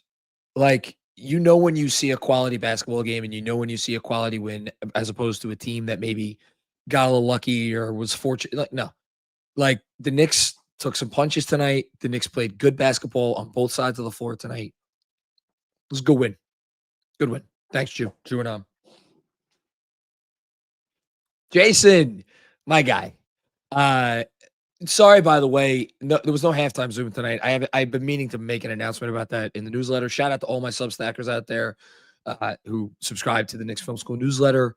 I will be doing some halftime Zooms this year. They will be less frequent because got some dad responsibilities. We're doing more playbacks, watch-alongs, but I'll be doing them at some point. So look out for an announcement on that. Anyway, sorry. Jason, Knicks finally played like a team with real chemistry. Don't need to be the Warriors and Spurs. Just need to up the pace, ball movement, and three-point shooting some. Then let their talent do the rest of the work. Jason, you make it sound so easy. As often is the case, I get frustrated with you because you say the thing that I wish that I had said or thought of. It probably doesn't need to be that complicated. And I think maybe the thing that I overthink is like guys like OG Anunoby and Mikal Bridges and Karl-Anthony Towns are clearly immensely skilled basketball players. And yet we have, over the course of the last year and change, spent so much time, I at least have spent so much time and brain power thinking about how to fully actualize all these guys, or whatever word you want to use. And the analogy I kept going back to was how to make the sum or the total more than the sum of the parts, whatever that is. Maybe I'll get that analogy right one day. It shouldn't be that hard, because if you pick up the pace and you move the ball and you take threes when they're available to be taken, then like the skill level kind of shines on its own. And I think it did tonight. Again, was it perfect? No. Did it need to be perfect? No. How often are the Warriors perfect? They kick the ball around a lot. So maybe it is that simple. And the thing that I'm going to keep harping on this, and I'm going to harp on it probably the whole season, as long as they have the buy-in. If they have the buy-in, they'll be fine. And they could go win the championship. But they need full buy-in. Thanks, Jason. Exhibition continues. What's going on? Exhibition continues. Mikal and OG and Kolek. Love Mike Brown. Great all-around win. What's the Fanatics line for Deuce's 6th Man of the Year odds? Great question. I wrote a freaking newsletter about this like a couple weeks ago. I will get that for you. If I go, it'll be easier for me to go and look in the newsletter that I wrote as opposed to what the current odds are, because I'm not good at navigating apps. But it was, I want to say he was plus 3,000. So 30 to 1, 31? Is that plus 3,000? Yeah, I want to say it was 30 to 1. Kev, if you want to maybe double check that, but I think that's what it was. Anyway, but I'll get back to you. Thanks. Exhibition continues. CKF. Deuce game ball. Hit every momentum three for us. So it is the regular season. I have been doing, I think I skipped one game. I have been doing stars of the game in the newsletter. Here we go. Sorry, I just found the Deuce one. So Deuce's 6th Man of the Year odds before the season were plus 3,000. So my my memory's okay.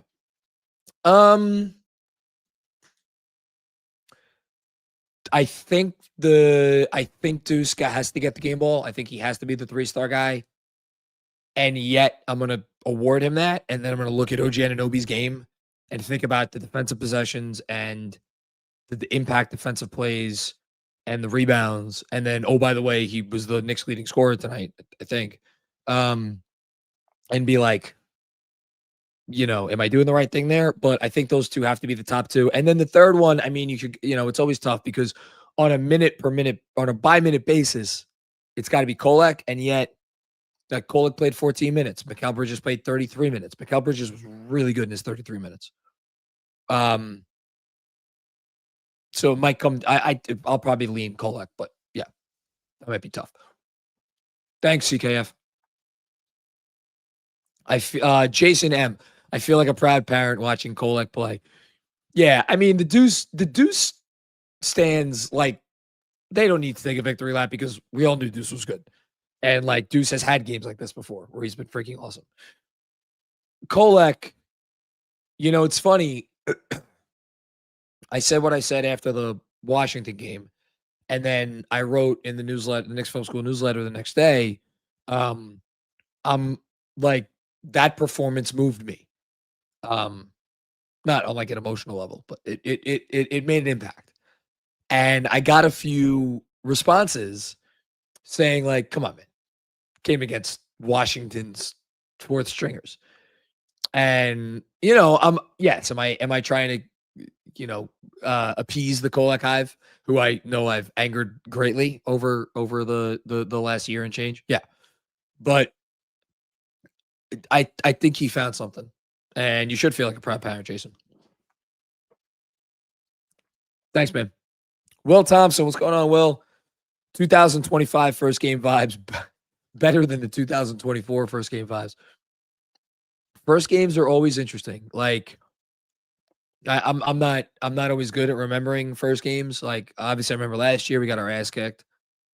I remember the first Brunson game against the Grizzlies where it went to overtime and they lost that tough game. Cam Reddish was my player of the game that night. How you doing? There was the double overtime game against Boston that we thought, what might that, what kind of season would that portend? Didn't turn out to be so great.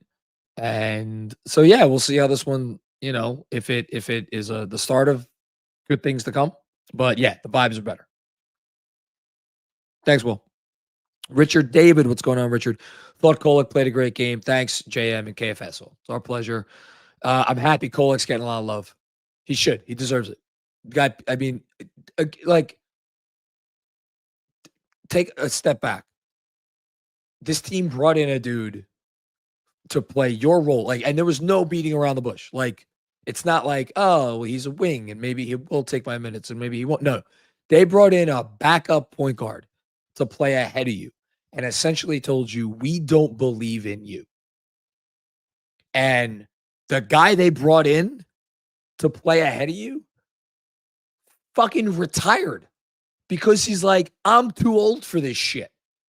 And now Tyler Kolek's there and be like, for real?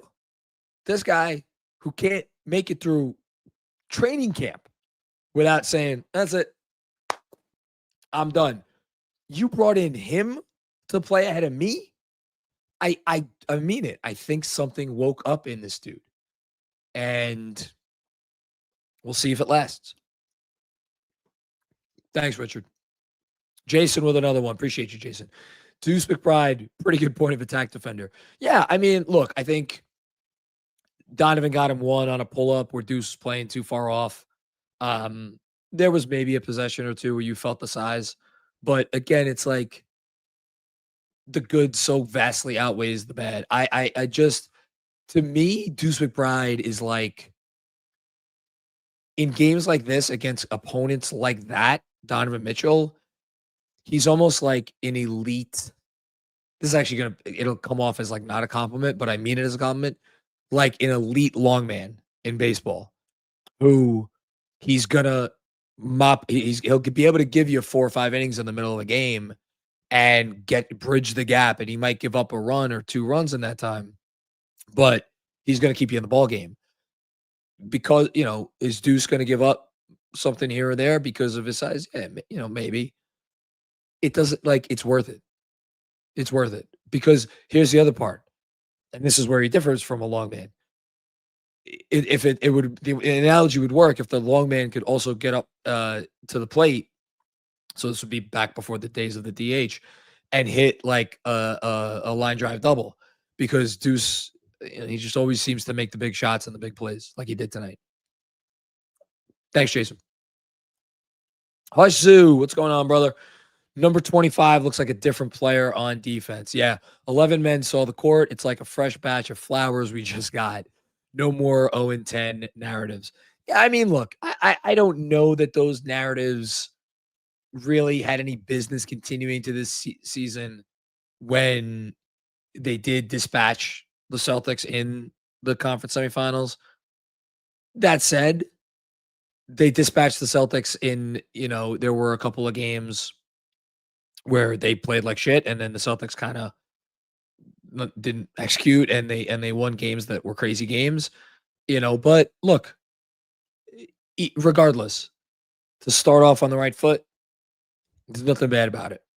And yeah, but Cal Bridges looked really good on defense. 100%. Thanks, House. Appreciate you, man. Dom the Dentist, my guy. Hey, it's your boy, John. OG SSer here. OG Soothsayer?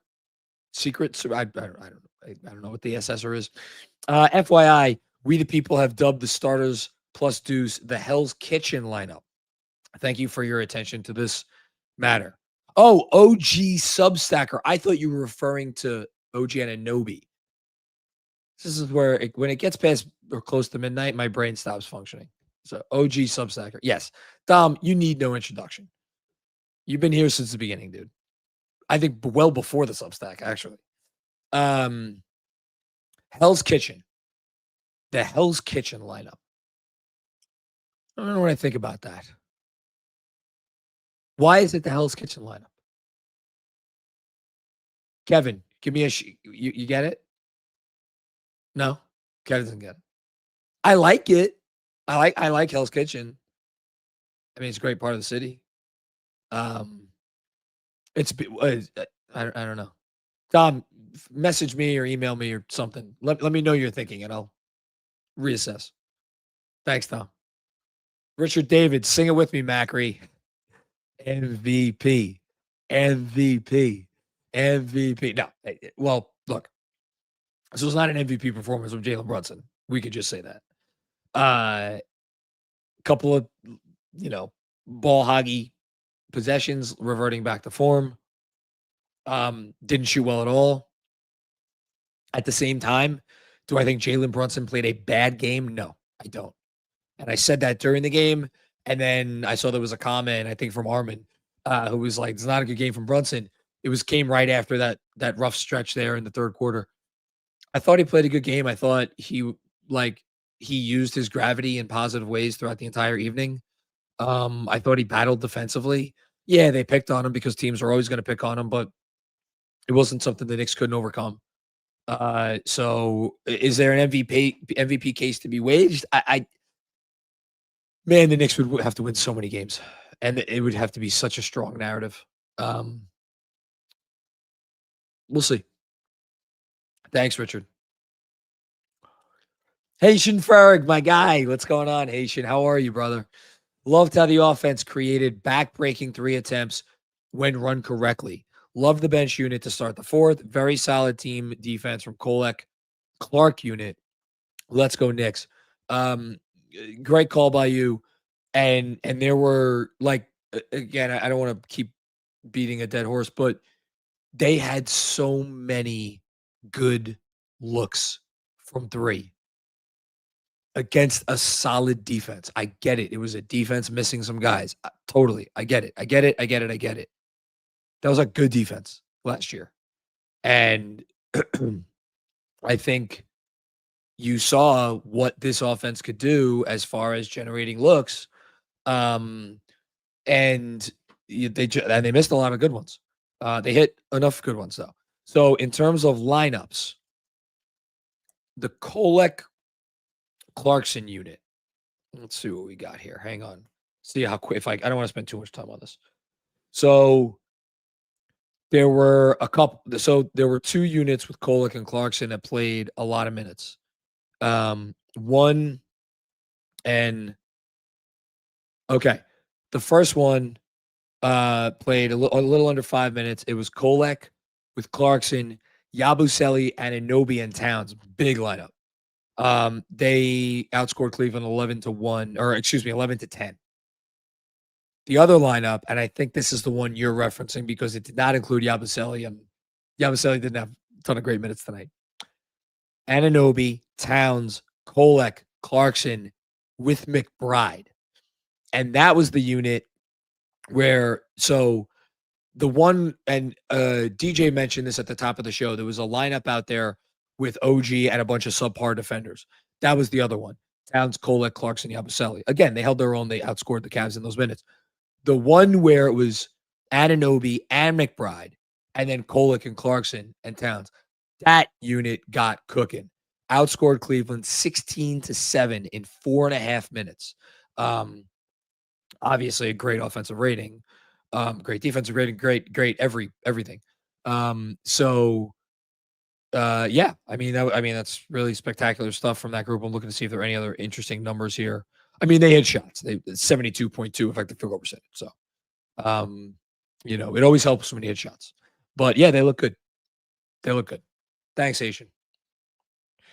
Hakeem the Dream. OG Anunoby is taking his rightly place as the best player on the Knicks. Hold on, I need to I need to gather myself after that. OG Anunoby is taking his rightly place as the best player on the Knicks. I'm trying to think if there's a world where you could conceivably make this argument. Like, if someone values defense equally to offense, is there a world where you could make this argument? I even then,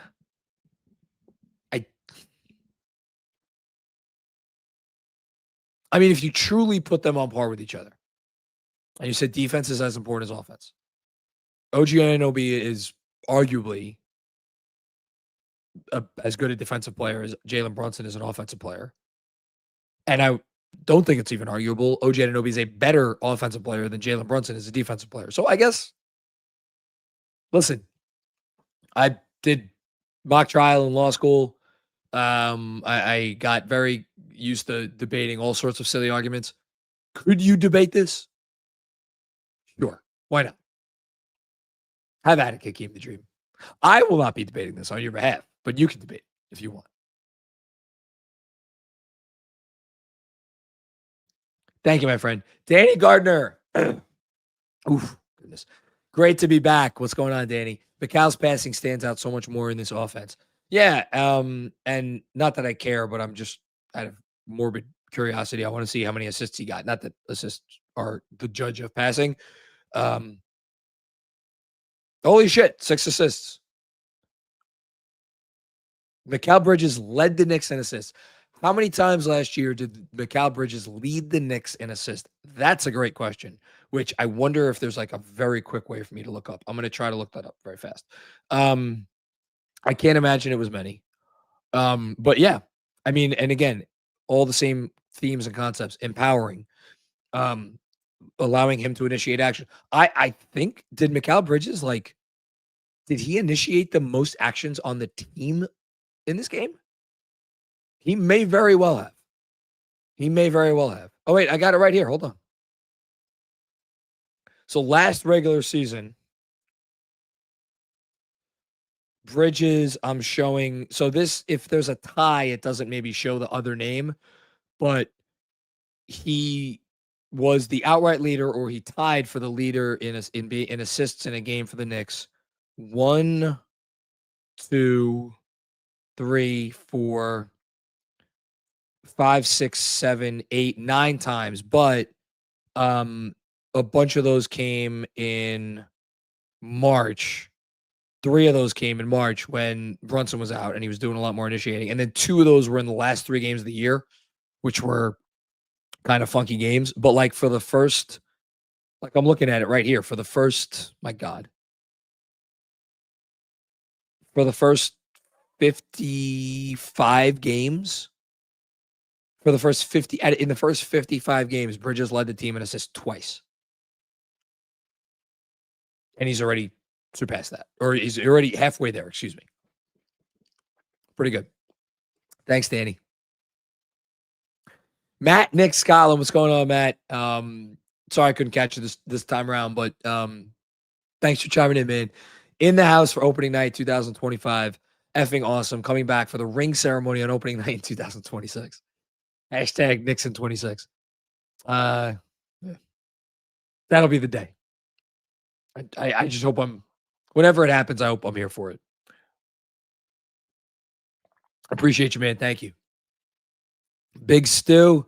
What's going on, Big Stu? The Mike Brown era has me juiced up. It should have us all juiced up. What's not to get juiced up about? Never trade Deuce. Shout out Shamit. Nice to see them win fairly easily against a team that outshot them from 3. Yeah, I mean, I don't know. I would define this as an easy win, but it was as much that they were outshot from 3 and their 2 best players didn't shoot the ball well. So, but yeah, thank you for shouting out Landry Shamet. I may have to have a section in the newsletter that I'll introduce, like unsung hero of the game, where someone who's not really in competition for the stars of the game, but like deserves a shout out. That's Landry Shamet. Landry Shamet came in and played his minutes like really well, did everything the team asked him to do, hit, I think, 2 threes. I want to say he hit 2 threes. 2 threes, 2 or 3 from deep. Hit all 3 free throws because I think he was fouled on a 3-point attempt. So, yeah, really nice game from Shamet. Okay. And now, everybody's favorite moment, a quick break to tell you about our friends from Cornbread. If life's been a little crazy lately, like, I don't know, you get 18 different injury reports on a player in the span of one day ahead of when that player is supposed to play. One thing that helps me unwind, it is Cornbread Hemp's CBD gummies. True story, swear to God, was having a conversation with my wife the other day. She probably doesn't want me to share this, but it's fine. We were out and I was like, you want to drink, whatever? And she's like, you know what? I'm not like, I think I might not stop drinking, but I think I'm going to try to lay off. I always get a headache now when I drink. And she's like, you know what? Maybe I will try some Cornbread, CBD gummies. I'm like, please do. Like, this would make me so happy because then you could have a good time. We can have a good time together and it's a whole thing.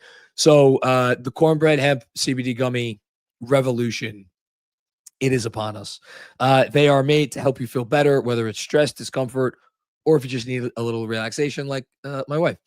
They're formulated to help relieve discomfort, stress, and sleeplessness, which is, again, my favorite part of the CBD gummies. And best of all, third-party lab tested and USDA organic to ensure safety and purity. You know the deal, Knicks Film School listeners, 30% off your first order. Just head to cornbreadhemp.com/KFS and use code KFS at checkout. Again, that is cornbreadhemp.com/KFS and use code KFS. Shout out to Cornbread. All right. The stretch run. Kento Cato, what's going on, Kento? Excited for another year of KFS. Nice season opener win in Brown's debut, even without the best of JB and Kat. Couldn't have asked for more from OG, McCall, Deuce, Kolek. Curious how Mitch and Hart changes things. All right. It's an hour and 48 minutes. I guess we could get to this topic. You know, it's funny because the temptation at right off the bat is to be like, well, Mitch, that's an easy return, right? Because just plug and play. Basically the same thing that Huck Porty and Jemison do. Don't discount the couple of doors that Huck Porty is able to open for this offense. With his passing, he made one pass and Brunson missed I wouldn't call it a bunny, but it was a good look and Brunson missed it. A pass to Brunson, man. I'm not saying Mitch can't throw that pass, but I don't know that I've seen Mitch throw that pass in whatever it is, 6 years. Like, Huck Porty's got some passing talent. He's got some stuff in his bag, you know, if he gets close enough to the basket. He's a good player. And he helps their offense in different ways from Mitch. Look, Mitch, the offensive rebounding, it's the best in the league. So, you know, but it's going to be an adjustment. It's just interesting because this offense, again, everybody's involved and everybody is being asked to do more and contribute and be a part of it. So if there's a little bit of uncertainty with Mitch on that end of the floor, how does that impact them? Something to monitor. You know, as for Hart, look, you could be of two minds. On one hand, they're moving fast. This offense values quick decision making. This offense values unselfishness. This offense values movement. It values, you know, getting the rebound, pushing the pace, the whole thing. These are all things that Josh Hart excels at. The one thing that he does not excel at is jump shooting. that's why I asked DJ earlier today how much he thought the 5 out was like responsible for a lot of the great shots. And I think he gave you a good answer, which is like a lot of their best shots came when they had a traditional 5. Now, if you introduce now 2 quote unquote non-floor spacers into the equation, does that make some of this stuff trickier? I think it's a very fair question, and I'm not about to sit here and pretend that I have the answer. Can it work? Yeah, I think it can work. I don't know, if Josh is back, does that mean you're maybe not playing, Porty as like your back? I don't think Porty's going to be a member of the healthy rotation anyway, so that's not a big deal. As far as like, all right, well, Hart's back and now Cat's not going to be able to get fully activated. Look, they could still do stuff to activate Cat. The notion that like Cat could succeed or fail if there's a non-shooter on the floor. Cat could succeed or fail when there were quite a few possessions in there when they were 5 out and Cat had an open lane and didn't go so well because guess what? That's not always the strong suit of Cat. So, like, I'm not going to sit here and say that like the ejection of Hart is going to throw everything to shit. What I will say, and what I do find, something I'm going to be paying attention to,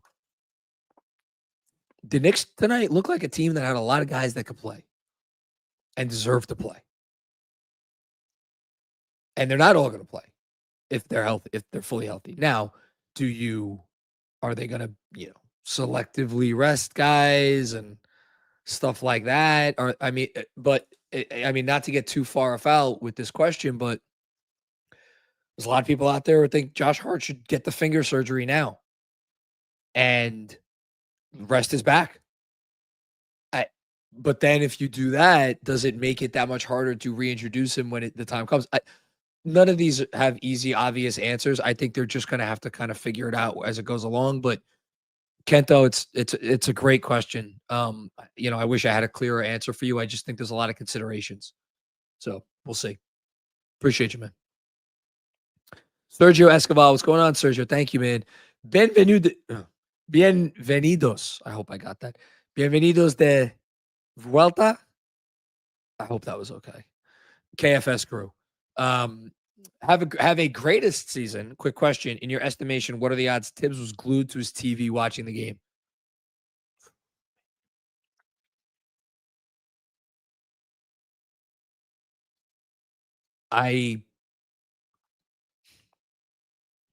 Maybe this is just what I want to believe. I wonder if it was too painful for him. If you gun to my head, if you're going to ask me to answer that question, my answer was going to be no. I think it was too painful for him. That's my answer. But who knows? Thanks, Sergio. Kevin Danishevsky. It wouldn't be a post game without Kevin. What's going on, man? Let's go. First opening night win since double OT in the Garden. See, now you're making me forget what was their opening night in 2023-24. They lost to Boston in that game. Why do I not remember anything about that game? October 25th, 2023. I remember nothing about that game. Oh, now I remember that game. Yes, I remember that game. It was a really good game, and they could have won it for sure. And it was close, and there were some frustrating moments. And now I remember that game. Anyway, Adore Brown closing with the lineup, and Deuce hit every big shot. I apologize to Kolek. We got a lot of the lineup. Let's look right now. Shout out to our friends at Pivot Fade. The lineup tonight played 6 minutes and 39 seconds. They outscored Cleveland 21-15, 21 points in 6 minutes and 40 seconds. Pretty good. 88 defensive rating. Pretty good. Did they actually even hit shots? 73 true shooting percentage, 60 effective field goal percentage. So yeah, they hit shots. They rebounded 70% of basketballs. Good numbers. Good numbers for sure. 2 of 5 from 3. Yeah, 3 turnovers too. That's a little bit too many, but it's fine. They'll get better. Okay. Thanks, Kev. Wondering Tumnus. I shout out to Wondering Tumnus. I see you in the Chat Knicks app. Where again, I'm going to be the next game that I don't do a watch along. I'm going to be in the Chat Knicks app. So if you're watching this, if you're listening to this, and you want a place to go talk about the game during the game, just go to chatknicks.com, download the app. I'm going to be in there probably for about half the games this year. So, and there's just great conversation going on constantly, not only during games, between games. So, shout out to you, Wondering Tumnus. Mikal had a bunch of nice passes into corner threes, totally different guy, and it led to great energy on defense. I can't believe it's been almost 2 hours and I haven't said this, but that's the guy you traded 5 first-round picks for. The guy who could do a little bit of everything. The guy who doesn't need the ball to impact winning. The guy who's going to make other teams' life miserable on both ends of the floor. And the guy that, oh, by the way, if it's late in the clock and you need a decent shot, he can get you that too. He looked like a fish out of water for how many 100 games last year? I'm sorry. He never looked great in the playoffs either. I know he had some big moments. He never looked great in the playoffs either. It's a different guy. It's a different guy. Thanks, Wondering. Zach Horowitz, another one of my guys. Feels good to be wrong. Kolek is an NBA point guard. OG was beastly. Mikal Bridges ceiling rises. Loved what I saw on both ends compared to last year. JB starts slow annually. I guess he does kind of, right? Look, Brunson will be fine. Again, I was encouraged by a lot of what we saw from Brunson tonight. The willingness to be off ball, the stuff that opened up for him when he was moving off ball. The fact, him screening is great. He's gonna, I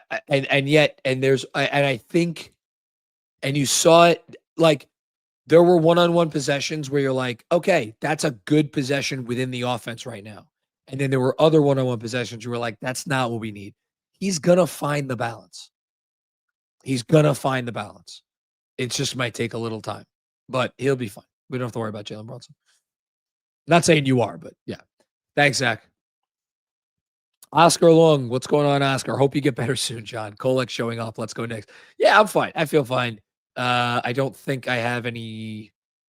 Do I have any shows tomorrow? I have. I'm actually going. Shout out to Kevin O'Connor. Great Kevin O'Connor, who obviously is with Yahoo now, who's with The Ringer for a long time. I'm going on his pod tomorrow. Hopefully, I sound decent enough for that. I think the last time I went on his show was after. It was either after game. I think it was after game 1 against Indy. Either after game 1 or game 2. It was. That was not fun. And then I got interview with the great Yaron Weissman tomorrow, who just wrote a fantastic book, which I have somewhere here. I should probably find it before the interview tomorrow. It's Hollywood Ending, the new LeBron Lakers book, which a lot of clips have been making around social media. So looking forward to talking to Yaron and Kevin. But other than that, got a pretty light day tomorrow, so should be okay. Thanks, Oscar. Oh, my God. What are you doing? My mother, Marcia Carousel. Mom, you don't have to give a super chat. I'm your son. If you want to tell me something, just text me. You literally texted me before. I'll read the text on the show. What did my mother text me? This is what my mother texted me at 10:22 p.m. I have fresh ginger being delivered to you for your voice. That was the text. What a great mother, first of all. And second of all, Marcia, I have a bone to pick with you. I didn't even read her super chat yet, but pick your bone. Read it. No, read it, and then I'll pick the bone. I missed our KFS family off to a great start. Agreed. Missed our KFS family off to a great start. I was lucky enough with my wonderful wife to come visit y'all in the Hamptons this summer. We broke bread. You guys gave my wife so much alcohol. We got to go into the pool.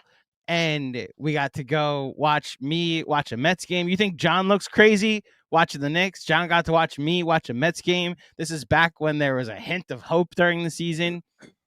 Marcia, answer my friend request on Facebook. We're friends now. And tell John to do the same thing. Not Macri. We're still teaching him how to log into Facebook. But I was about to say, I don't know when's the last time. Do I have Facebook on my phone? Answer my friend request, Marcia. We're friends now. I got my mom. As you said in the super chat, we're family now. I got my mom on Twitter. She has a Twitter account. You know what? Everybody should go follow my mom. What the hell is her Twitter? What the hell is her Twitter? She made it. I was with her when she made it. I don't know if she's been on it since then. A lot of dudes ask that question. Not about your mom, just like in general. What the hell is her Twitter? My mom is taken. Oh, here we go, Marcia. It's at Marcia Carousel. Carusselle. She's following one person. She's following me. She has no followers.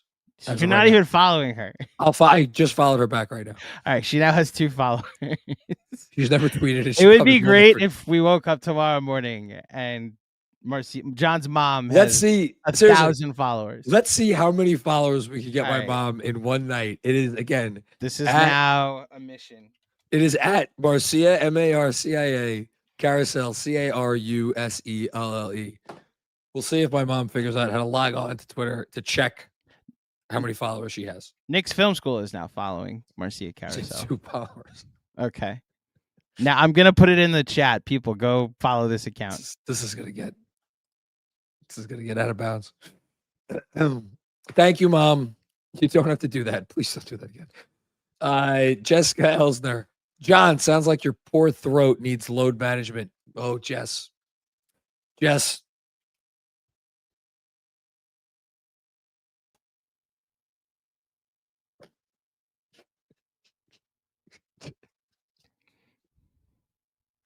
The fact that this came right after my mom's super chat is just like, this is the shit you can't write.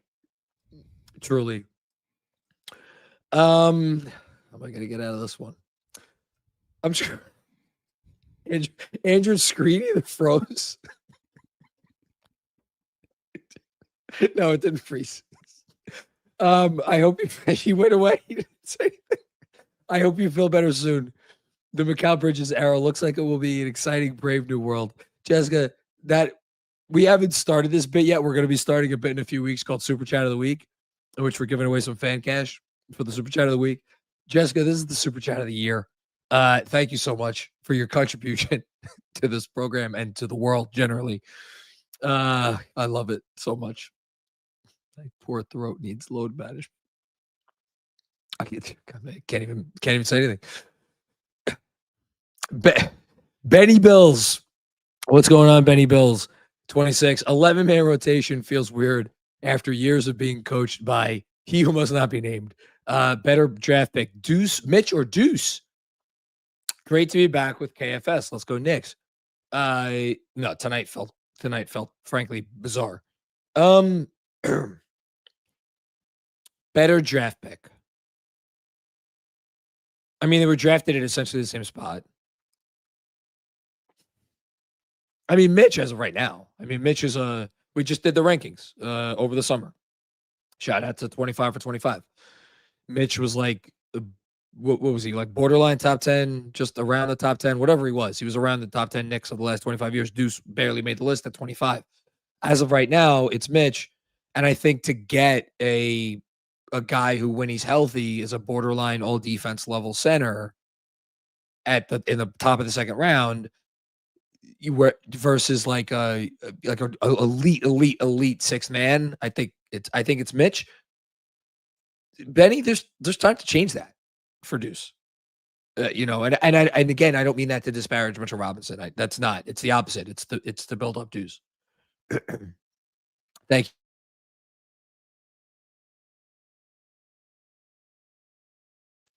Greg Film Stuff. What's going on, Greg? Ooh, that helped. Good to have you back, John, and Knicks, J-Mac, and Knicks Fan TV. Shout out to Knicks Fan TV. It was great doing the crossover with CP a couple days ago. I'm looking forward to doing more stuff with him throughout the year. CP is awesome. My main takeaway tonight. I know Kolek didn't like the stat sheet on fire, but he looked like an NBA guard tonight. He was aggressive, got to the rim quick, and looks ready to back up Brunson. He did look quick. He looked quick on offense. when he got into the teeth of the D and got into the lane, and he was quick on defense. I keep going back to that damn possession where he got back in the play after he was out of it, and he made a tough attempt at the rim for, I forget which player it was, one of the Cavs wings. You know, is there always going to be a gamble that he's giving you more on the offensive end than he takes away on the defensive end? Yes. Are there going to be nights where maybe he doesn't have it on offense where you're like, all right, I don't know if it's worth it to keep him out there tonight? Yeah. You know, as of right now, I would say that based on what you saw tonight, like, again, so much of it with role players in the NBA today, it just comes down to shooting. You know, unfortunately, that's not really fair. But that being said, clearly, Tyler Kolek is a guy who helps you in different ways. It doesn't need to just be the shooting. So, thanks, Greg. Jeff, what's going on, Jeff? Great picture there. Great first win. Very satisfying getting one against his team.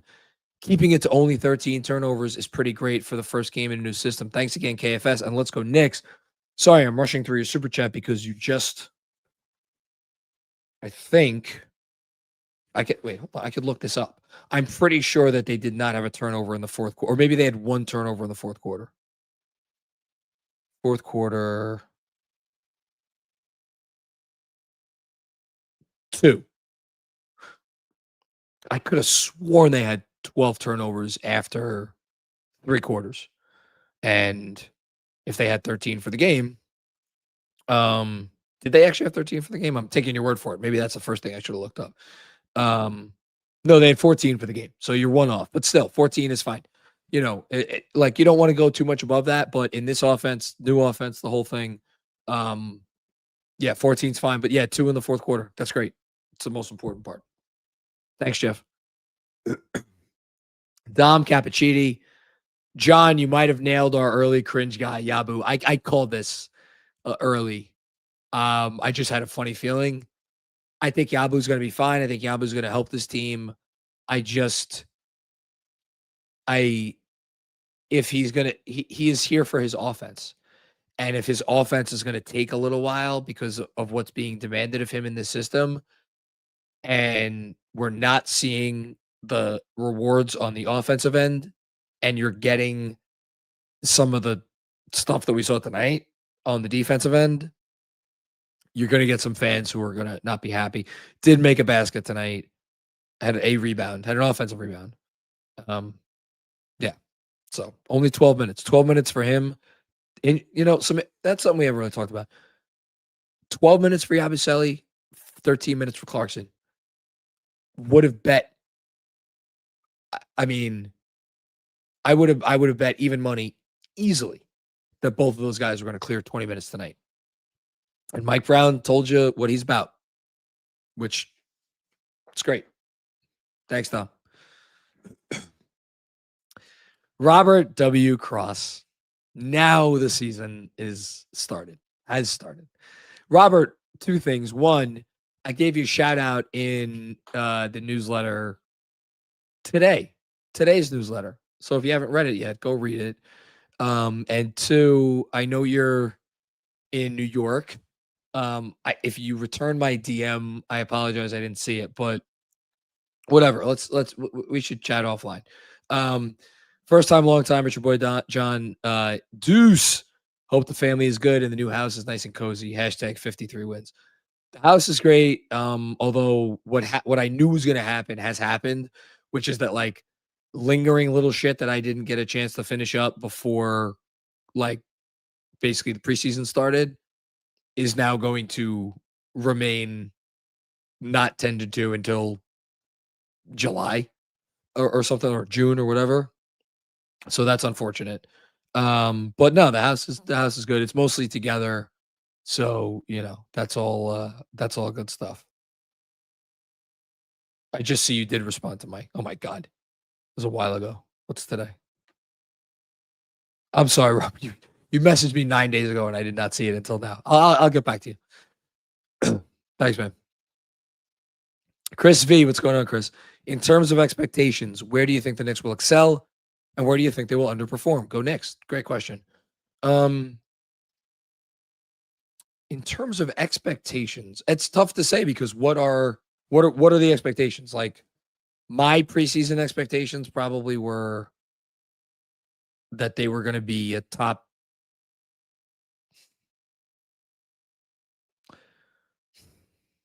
5 offense. There were times this preseason where I was like, maybe they got to like top 3 or top even higher than that. I don't know. They're gonna have there's gonna be an adjustment period here. So top 5 offense, top 15 defense. I think I don't think they'll underperform. You know what? I'll make this prediction. If anything, I bet the offense is maybe a little bit lower for a while than where people might think. And the defense is a little better. I really liked what I saw from the defense tonight. I really liked what I saw from the defense tonight. I think that was a confident defensive team that knew what it was doing, knew what it wanted to do, knew how it wanted to execute. So that would be my answer. That's a good question, Chris. Appreciate you. Drew P, what's going on, man? 6th season watching KFS. Excited to see this team. Thank you, Drew. And thank you really to all the diehards out there. It's an honor. It's an honor. Yeah, I mean, I'm excited too. I'm excited to keep doing this and talking about this team. And you know, we're still trying to grow and get bigger and better and all those things. So if you're a Knicks fan and maybe you've just discovered us, or maybe if you're like Drew and you've been watching us for 6 seasons or whatever it is, go tell a Knicks fan about this this channel and get him to subscribe. We're getting close to 50,000 YouTube subscribers, if you believe that. It's crazy. You know, I'm sitting here, it's clock's about to strike midnight, and I'm seeing there's like 2,300 people watching. So it's awesome stuff. Thanks, Drew. And tell your friends that I will not always sound like this. Jamie Soltes, I hope I got that right. Trade Mitch for Dante. I don't see how Mitch could fit in this offense. And Huck Tua and Jameson look fine. Listen, be careful. Be careful taking for granted what Mitchell Robinson brings to the table. I completely hear you that if you even want to go so far as to say that you have concerns about whether Robinson's offensive limitations are a deal breaker for him being playing a massive role in this offense and thus being on the floor a lot, I would hear those concerns. I think it is way too early to make any such judgment. And as an aside, the Wolves would never trade Dante DiVincenzo for Mitchell Robinson. So trust me, I missed Dante more than anyone. And they're not doing that trade. Thanks, Jamie. Paul McFairline, what's going on, Paul? Death, taxes, and unnecessarily stressful Knicks games. Glad to be back watching KFS. It's good to have you back, Paul. Appreciate you, man. I don't know if this was unnecessarily stressful. I don't think they made their lives any more difficult than like their lives deserve to be made down the stretch. Like there was maybe one silly turnover late, that one where they like, I don't know what it was, but no, I think they played well. No stupid errors, few stupid errors. Thanks, Paul. Robert Cross with another one. First time, long time at your boy John. I'm trying to find Kevin Danishevsky to see how Kolek did tonight. Have you seen him? Thanks. I'll hang up and listen. Hashtag 53 wins. Haven't seen him. Robert, check. I don't know. Check. I don't know. Where does Kevin Danishevsky hang out? He's single, so maybe a bar. Thanks, Robert. Paul McFairline, another one. Macri playing extra minutes in honor of Tips. No, man. I feel okay. I'll get the old voice back before you know it, and be back as good as new. I think, is that it? Are we done, Kev? That's it. We're done. All right. 2 hours and 15 minutes. Not bad. All right. Thank you, everybody, for tuning in. Very quick announcements before we leave. Thank you to Kevin for being on the ones and twos tonight. Thank you, Andrew, for stepping in and relieving me and helping out tonight. Thank you to DJ Zulo for joining the top of the show. Thank you, obviously, to everybody watching. Reminder, Andrew's got a pregame pod ahead of the Celtics game coming your way tomorrow. Check that out. Be sure, if you haven't checked out some of the great content that we have already put out this week that is just as relevant, if not more relevant, after they've actually played a game. DJ and Benji doing the X's and O's shows was great. Go back, you can listen to Mensa and Sean with a W doing the preseason wagers pod.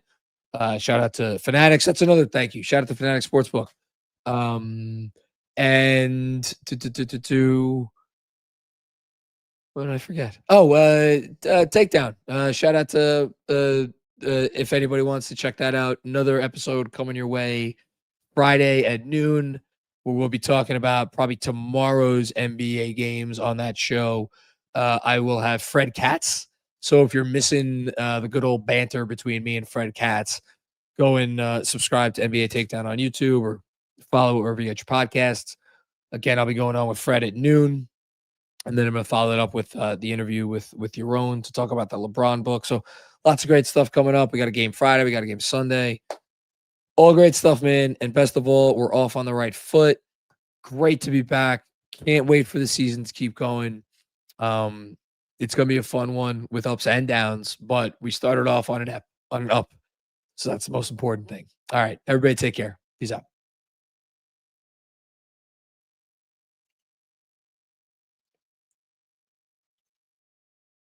Must be 21 or over? Gambling problem? Call 1-800-GAMBLER. Connecticut, call 888-789-7777. Massachusetts, call 800-327-5050. New York, call 877-8-HOPE-NY. Maryland, visit mdgamblinghelp.org. Not available in all states. Terms apply. See Fanatics Sportsbook app.